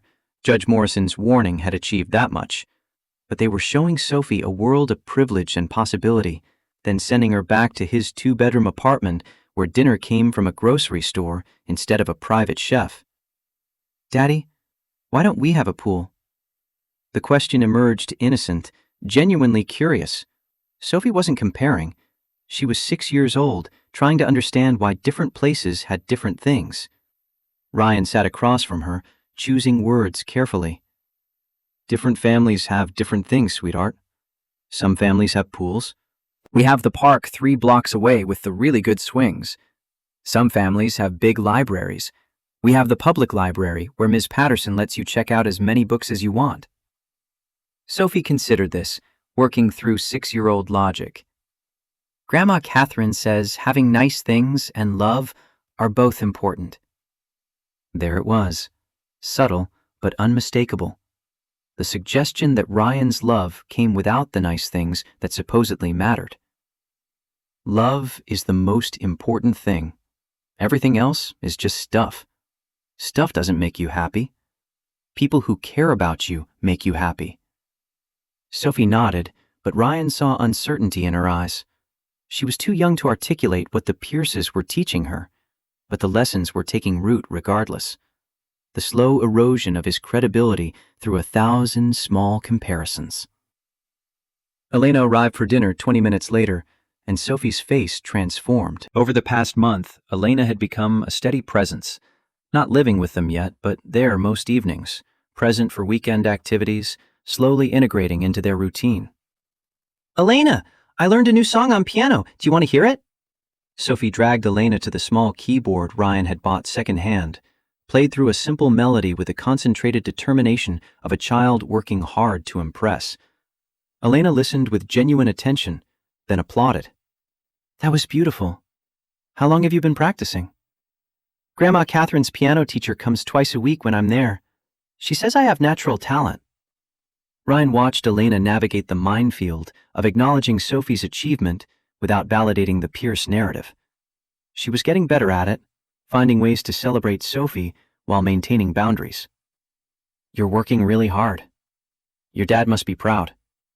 Sophie glanced at Ryan, seeking confirmation. He nodded, throat tight with gratitude that Elena understood what mattered, not dismissing the Pierce influence, but centering his role as Sophie's father. They ate dinner together, the three of them around Ryan's small table. Sophie chattered about school and friends and a camping trip her class was planning. Normal 6-year-old preoccupations that had nothing to do with wealth or status. In these moments, Ryan could almost forget the custody battle and the Pierce influence and the constant fear that he was losing ground. After Sophie went to bed, Ryan and Elena cleaned the kitchen in comfortable silence. She'd learned where he kept things, moved through his space with the ease of someone who belonged there. She's struggling with the two worlds. Elena's observation was gentle but accurate. I know. The Pierces are complying with the ruling, but they're still trying to make her choose.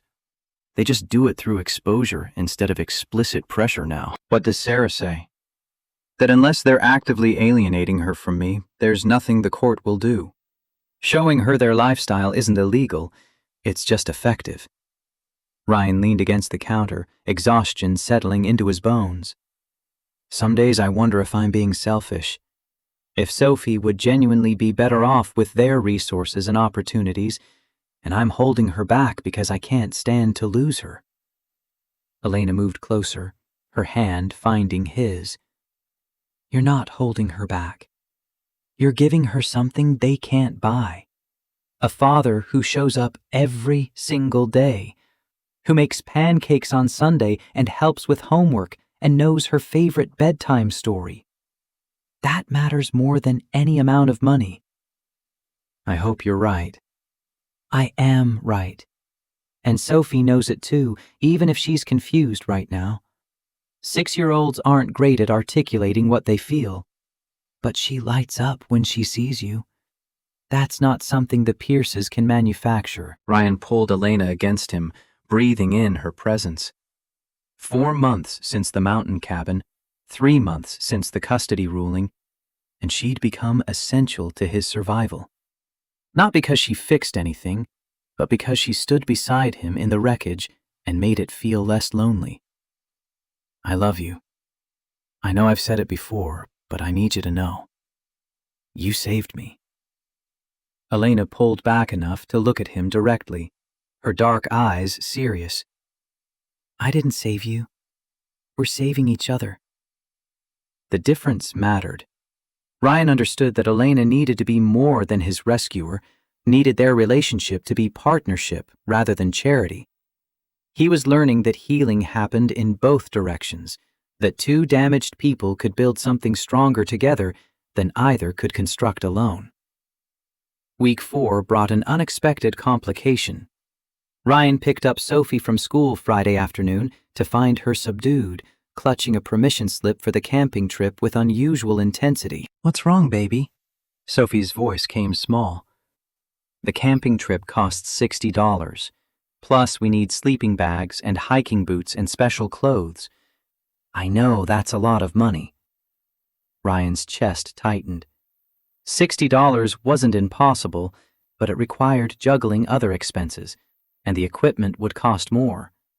He could manage it, but Sophie had learned to recognize financial stress even when he tried to hide it. We'll make it work. You're going on that camping trip. Grandma Catherine said if you can't afford it, they could pay. She said it's okay to ask for help when you need it. The offer was reasonable on its surface, generous even, but Ryan heard the subtext, the implication that he couldn't provide, that Sophie should rely on Pierce wealth to access normal childhood experiences. Tell Grandma Catherine thank you, but Daddy's got this covered. You're my daughter, I take care of you. He bought the equipment that weekend, putting it on a credit card he'd been trying to pay down. Worth it to prove he could handle his daughter's needs without Pierce intervention. Worth it to show Sophie that her father didn't need their charity. Elena met him for coffee Monday morning before work, saw the tension in his shoulders. The camping trip? $60 for the trip, another $120 for gear. The Pierces offered to cover it. I said no. Because accepting help from them comes with strings. Ryan nodded. Every time they provide something I can't, they prove their point. That Sophie needs them. That I'm insufficient. Elena stirred her coffee, thinking, what if it wasn't them? What if someone else helped? I don't need charity, Elena. It's not charity, it's partnership. She pulled out her phone, opened her banking app, showed him the screen. I have savings, more than I need. Let me cover the camping gear. Not as charity, but as someone who cares about Sophie and wants her to have normal childhood experiences without financial stress crushing you. Ryan wanted to refuse. Pride demanded he handle this himself, prove he didn't need help from anyone. But he was learning that pride and stubbornness weren't the same as strength, that accepting support from people who genuinely cared was different than depending on people who wielded generosity as a weapon. I'll pay you back. No, you won't. This is me choosing to invest in Sophie's happiness because I love her father, and I'm starting to love her too. The simplicity of it, the lack of conditions or implications, made Ryan's eyes sting. This was what partnership looked like. Not keeping score, not maintaining leverage, just showing up and helping because you could. Month 5 arrived with spring and unexpected professional vindication for Elena. Mark Stevens from the Seattle Times called on a Tuesday morning, his voice carrying the particular energy of an editor who'd found something good. The labor violations piece you pitched? I want it. Full investigative feature, 2 weeks to research and write. If it's as strong as I think it'll be, we'll talk about a permanent position. Elena had been freelancing since leaving corporate consulting, taking small assignments while rebuilding her investigative muscles. This was different. This was real journalism, the kind that mattered. She spent 2 weeks interviewing warehouse workers, documenting safety violations, tracing the corporate structure that allowed a prominent Seattle tech company to exploit labor while maintaining a progressive public image. The work felt like coming home, like rediscovering a language she'd thought she'd forgotten.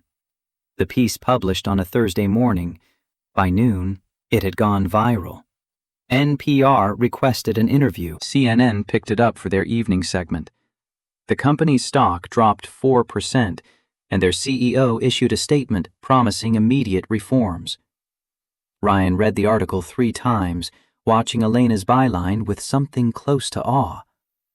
This is incredible. You destroyed them.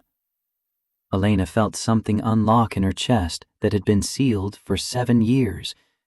This was who she was supposed to be, not helping corporations hide their sins, but exposing them, not compromising her values for safety, but fighting for people who couldn't fight for themselves.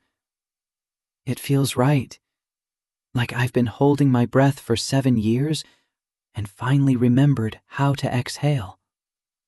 Mark called that evening with a formal offer. Staff investigative reporter, full benefits, salary that wouldn't match her corporate consulting income but would cover her expenses with room to spare.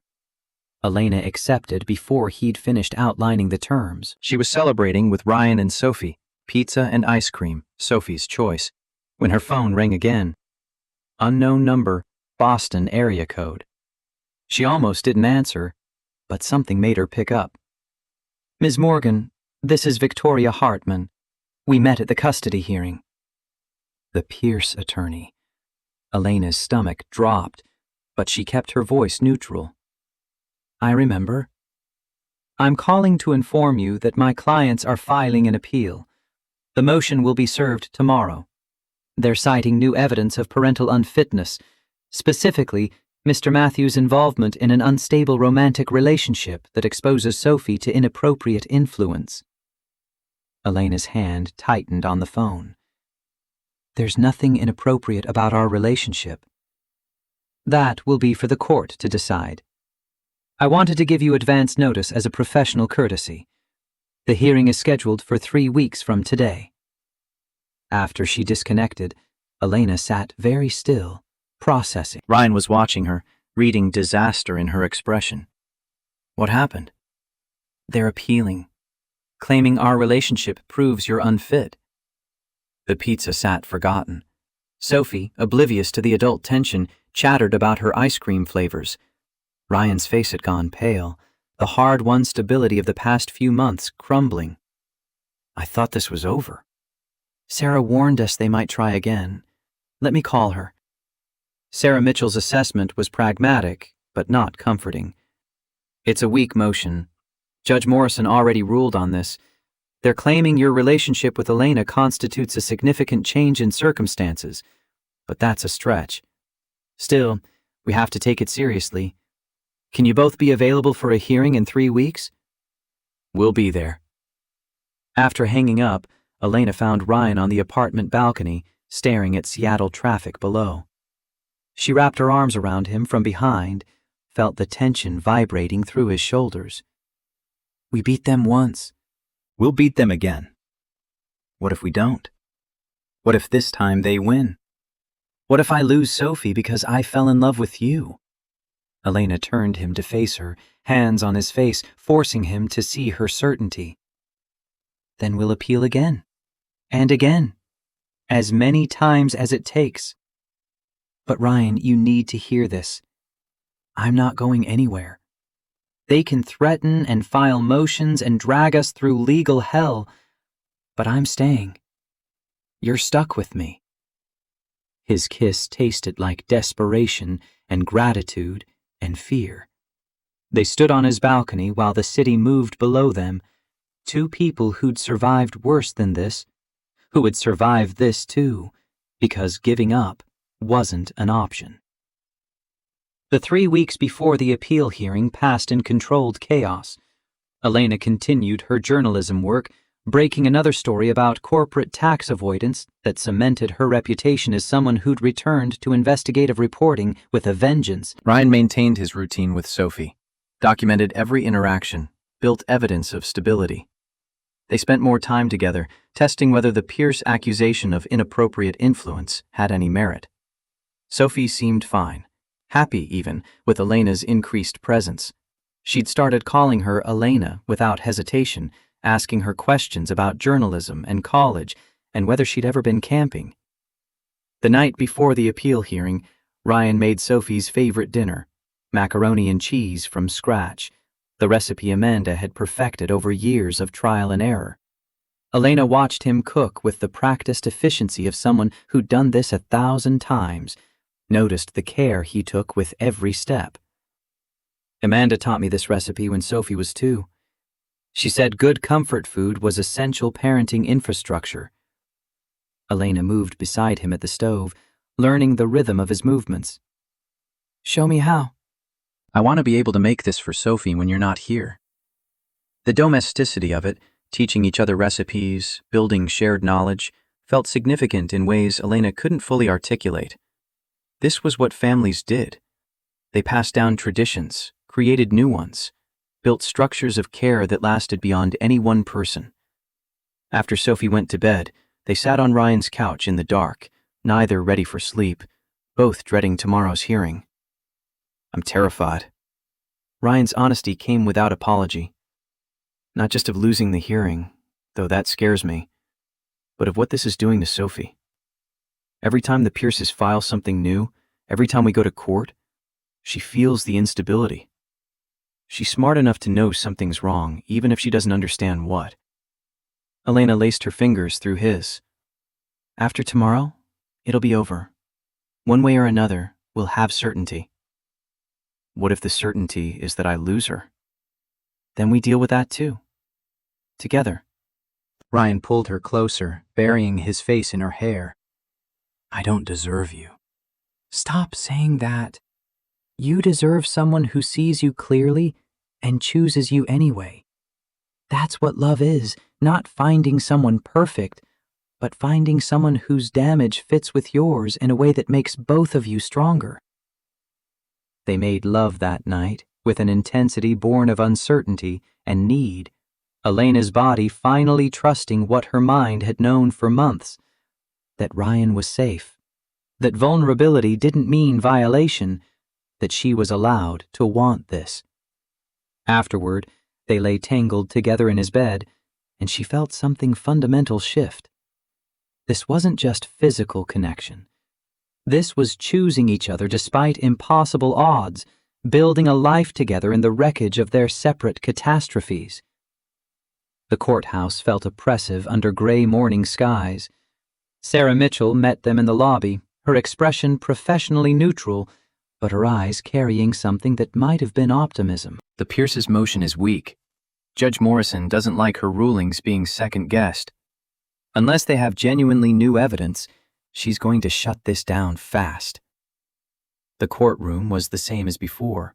Same judge, same opposing counsel, same Richard and Catherine Pierce looking through Ryan like he was beneath acknowledgement. But something felt different. The Pierce's attorneys seemed less confident, their body language suggesting this was obligation rather than strategy. Judge Morrison called the hearing to order, reviewed the appeal motion, and looked at Victoria Hartman with barely concealed irritation. Ms. Hartman, your clients are appealing my custody ruling on the grounds that Mr. Matthews' relationship with Ms. Morgan constitutes a significant change in circumstances. I'm listening. Hartman stood, and her presentation felt perfunctory. Elena had seen enough courtrooms to recognize an attorney going through motions she didn't believe in. The evidence was thin. Photographs of Elena at Ryan's apartment. Testimony from neighbors that she was there frequently. Speculation about inappropriate influence on Sophie. Judge Morrison listened with increasing impatience. Ms. Hartman, Mr. Matthews' relationship with Ms. Morgan appears stable and committed. The child has adjusted well according to school reports.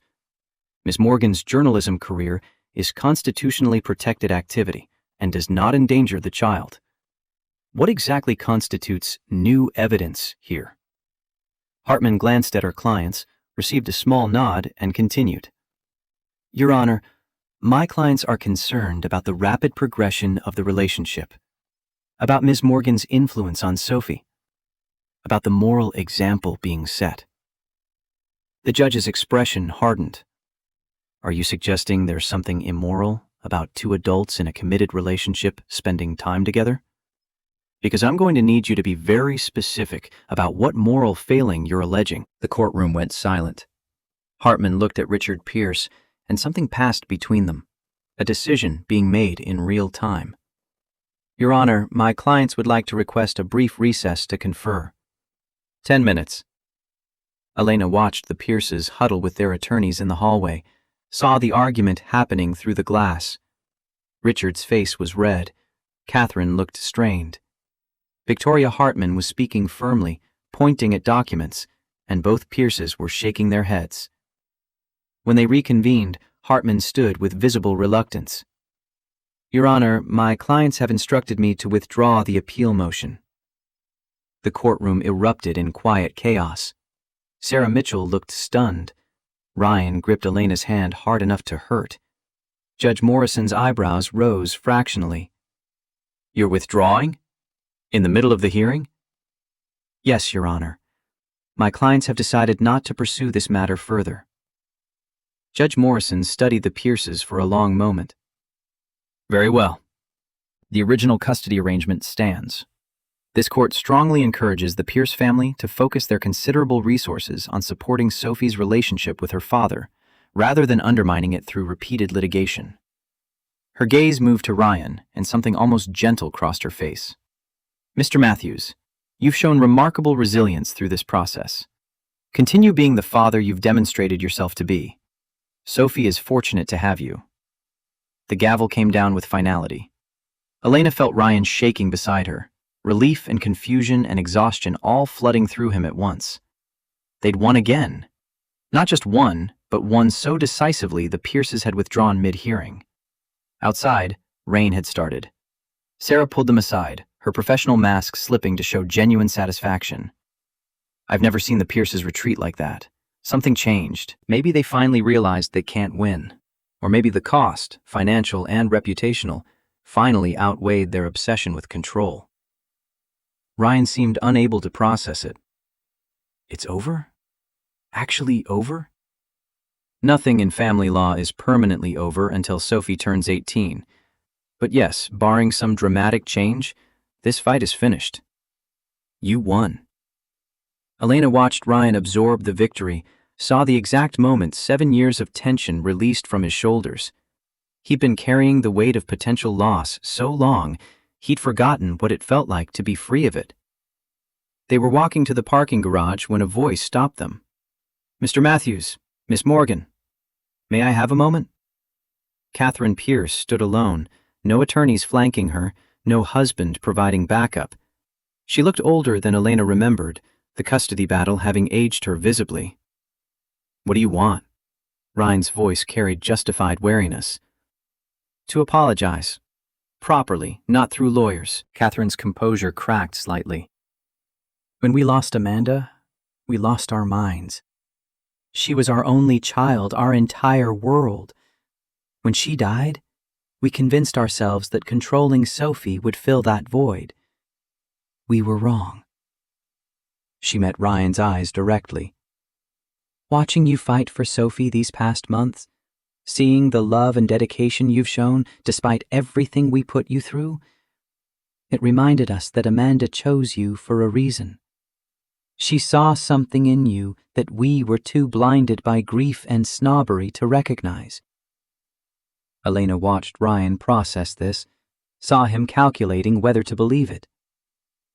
"Why now? Why withdraw the appeal?" "Because I saw the judge's face when Victoria tried to argue your relationship with Ms. Morgan was harmful. She was ready to sanction us for wasting the court's time. Because our attorneys warned us one more frivolous motion and we could lose visitation entirely. Because Richard and I are tired." Catherine's voice broke slightly. "We can't get Amanda back. Trying to replace you with money and influence won't bring her back either. All we can do is try to be the grandparents Sophie deserves. Supportive, loving, present without being controlling." Ryan stood silent for a long moment, rain falling around them. "I never wanted to keep Sophie from you. I just wanted you to respect that I'm her father. I know that now. I'm sorry it took a court order and multiple hearings to understand what should have been obvious from the beginning." Catherine turned to leave, then paused. "For what it's worth, Amanda would have liked you, Miss Morgan. She believed in fighting for what's right, even when it was difficult. You remind me of her." After she left, Ryan stood in the rain, processing. "Do you believe her?" Elena considered carefully. "I believe she's exhausted. I believe the legal costs and emotional toll finally outweighed their need for control. Whether that translates to genuine change or just strategic retreat, we'll see over time." "I should feel victorious. Why don't I feel victorious?" "Because victory over Sophie's grandparents wasn't what you wanted. You wanted them to love her without trying to erase you. Maybe now they'll learn how." 6 weeks after the appeal withdrawal, Sophie turned 7. Ryan planned a small party at his apartment, just a few school friends, pizza, cake, the kind of celebration that felt proportional to a child's actual desires rather than adult need for spectacle. Sophie spent the morning helping him decorate, hanging streamers with the concentrated determination she brought to important tasks. Elena arrived early, bearing gifts and the particular excitement of someone still learning how to exist in a child's orbit. The party was chaos in the best possible way. 7-year-olds running through the apartment, pizza consumed with maximum mess, cake reduced to crumbs and frosting. Through it all, Sophie glowed with happiness that had nothing to do with expensive gifts or elaborate entertainment. After the guests left and Ryan was cleaning up, Sophie pulled Elena aside to her room. She closed the door with exaggerated secrecy, sat on her bed, and looked at Elena with Amanda's serious eyes. "Can I ask you something?" "Of course, sweetheart." "Are you going to marry my daddy?" The question landed like a depth charge. Elena sat carefully on the bed beside Sophie, choosing words with extreme care. "Would that be okay with you if I did?" Sophie's face scrunched in thought. "My mommy's in heaven, but I think she'd want Daddy to be happy. And you make him smile the way he used to smile with Mommy. I remember that smile from before. Elena felt her throat tighten. Your daddy loves you more than anything in the whole world. So do I. If he and I got married, we'd be a family. All three of us together. I know. That's why I want you to. Sophie's simple certainty devastated Elena's careful defenses. Families stay together, right? That's what you're supposed to do? That's exactly what you're supposed to do. The door opened. Ryan stood in the doorway, and his expression suggested he'd heard at least part of the conversation. He crossed to the bed, knelt so he was at Sophie's eye level. Sophie, baby, can I tell you something important? Okay. I want to marry Elena, but I wanted to make sure you were okay with it first, because you're my daughter, and your opinion matters more than anything.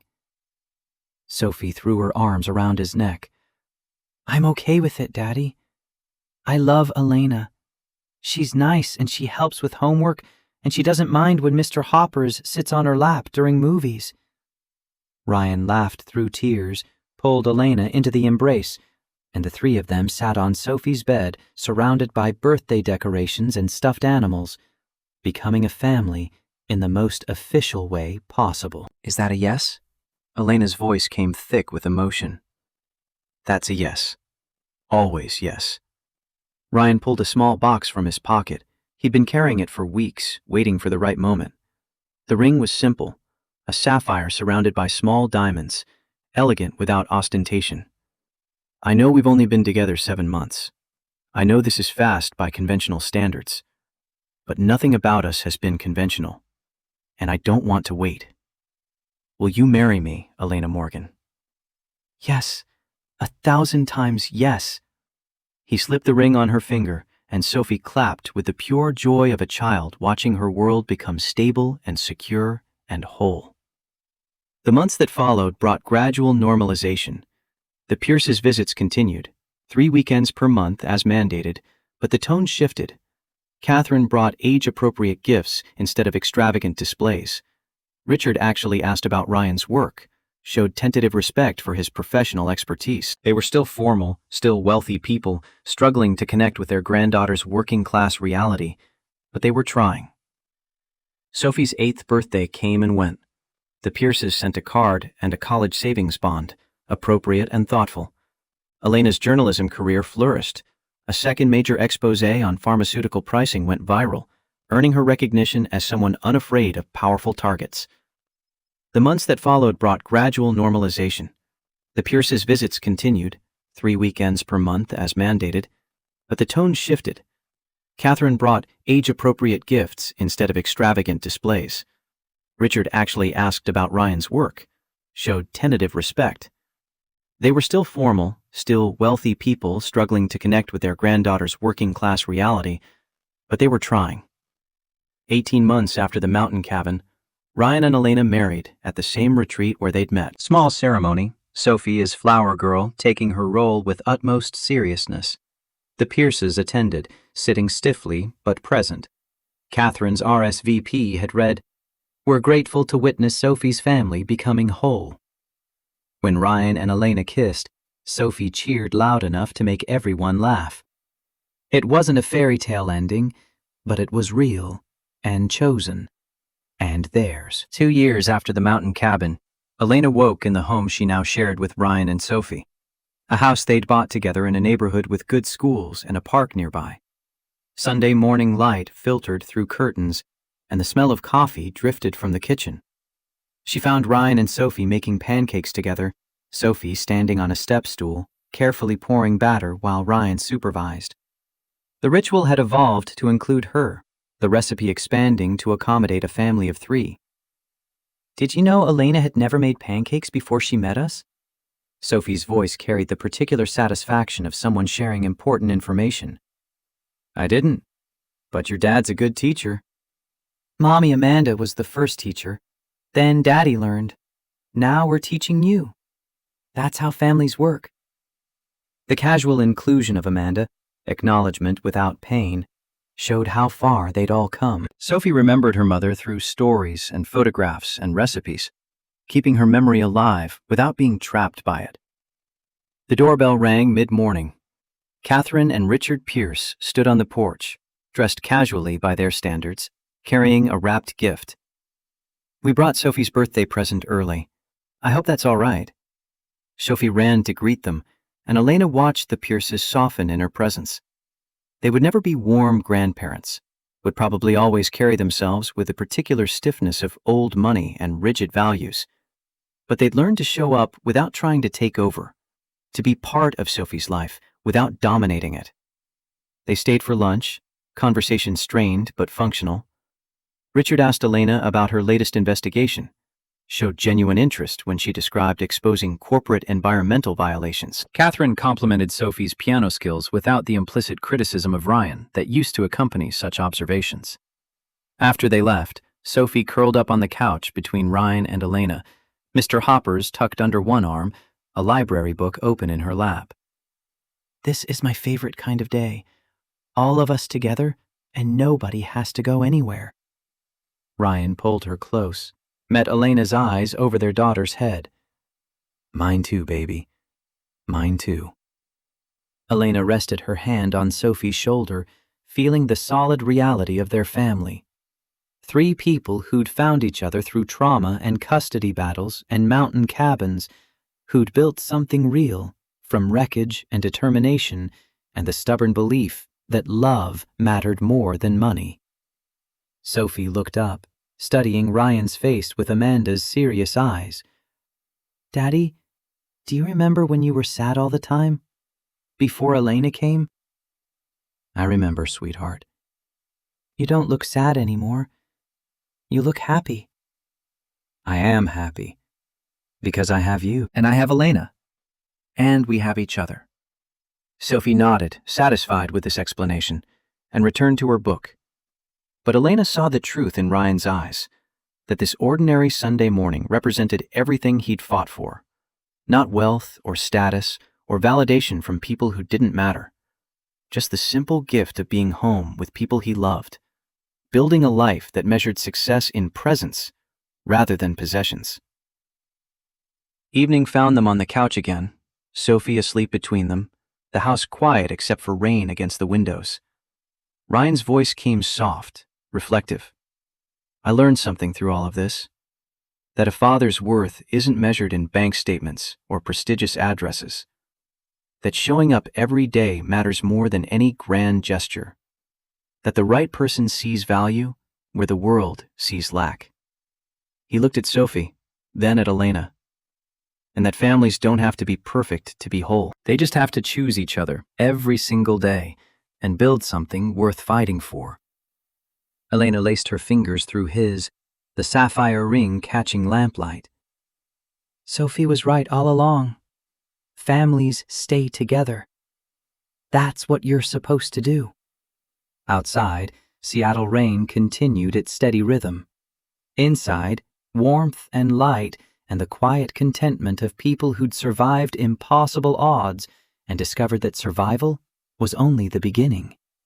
The real victory was learning to live fully despite the damage, to love deeply despite the fear, to fight fiercely for what mattered even when the odds seemed insurmountable.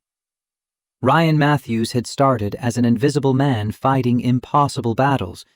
He'd found someone who saw him clearly and chose him anyway. Together they'd build a family from broken pieces, proving that sometimes the most damaged souls recognize healing in each other, and that worth has nothing to do with wealth and everything to do with the courage to show up, day after day, for the people who matter most. The story that began in a mountain cabin with 2 strangers and nightmares ended in a home filled with pancakes and piano music and the particular magic of ordinary love. Not perfect, not without scars, but real and chosen and worth every moment of the fight.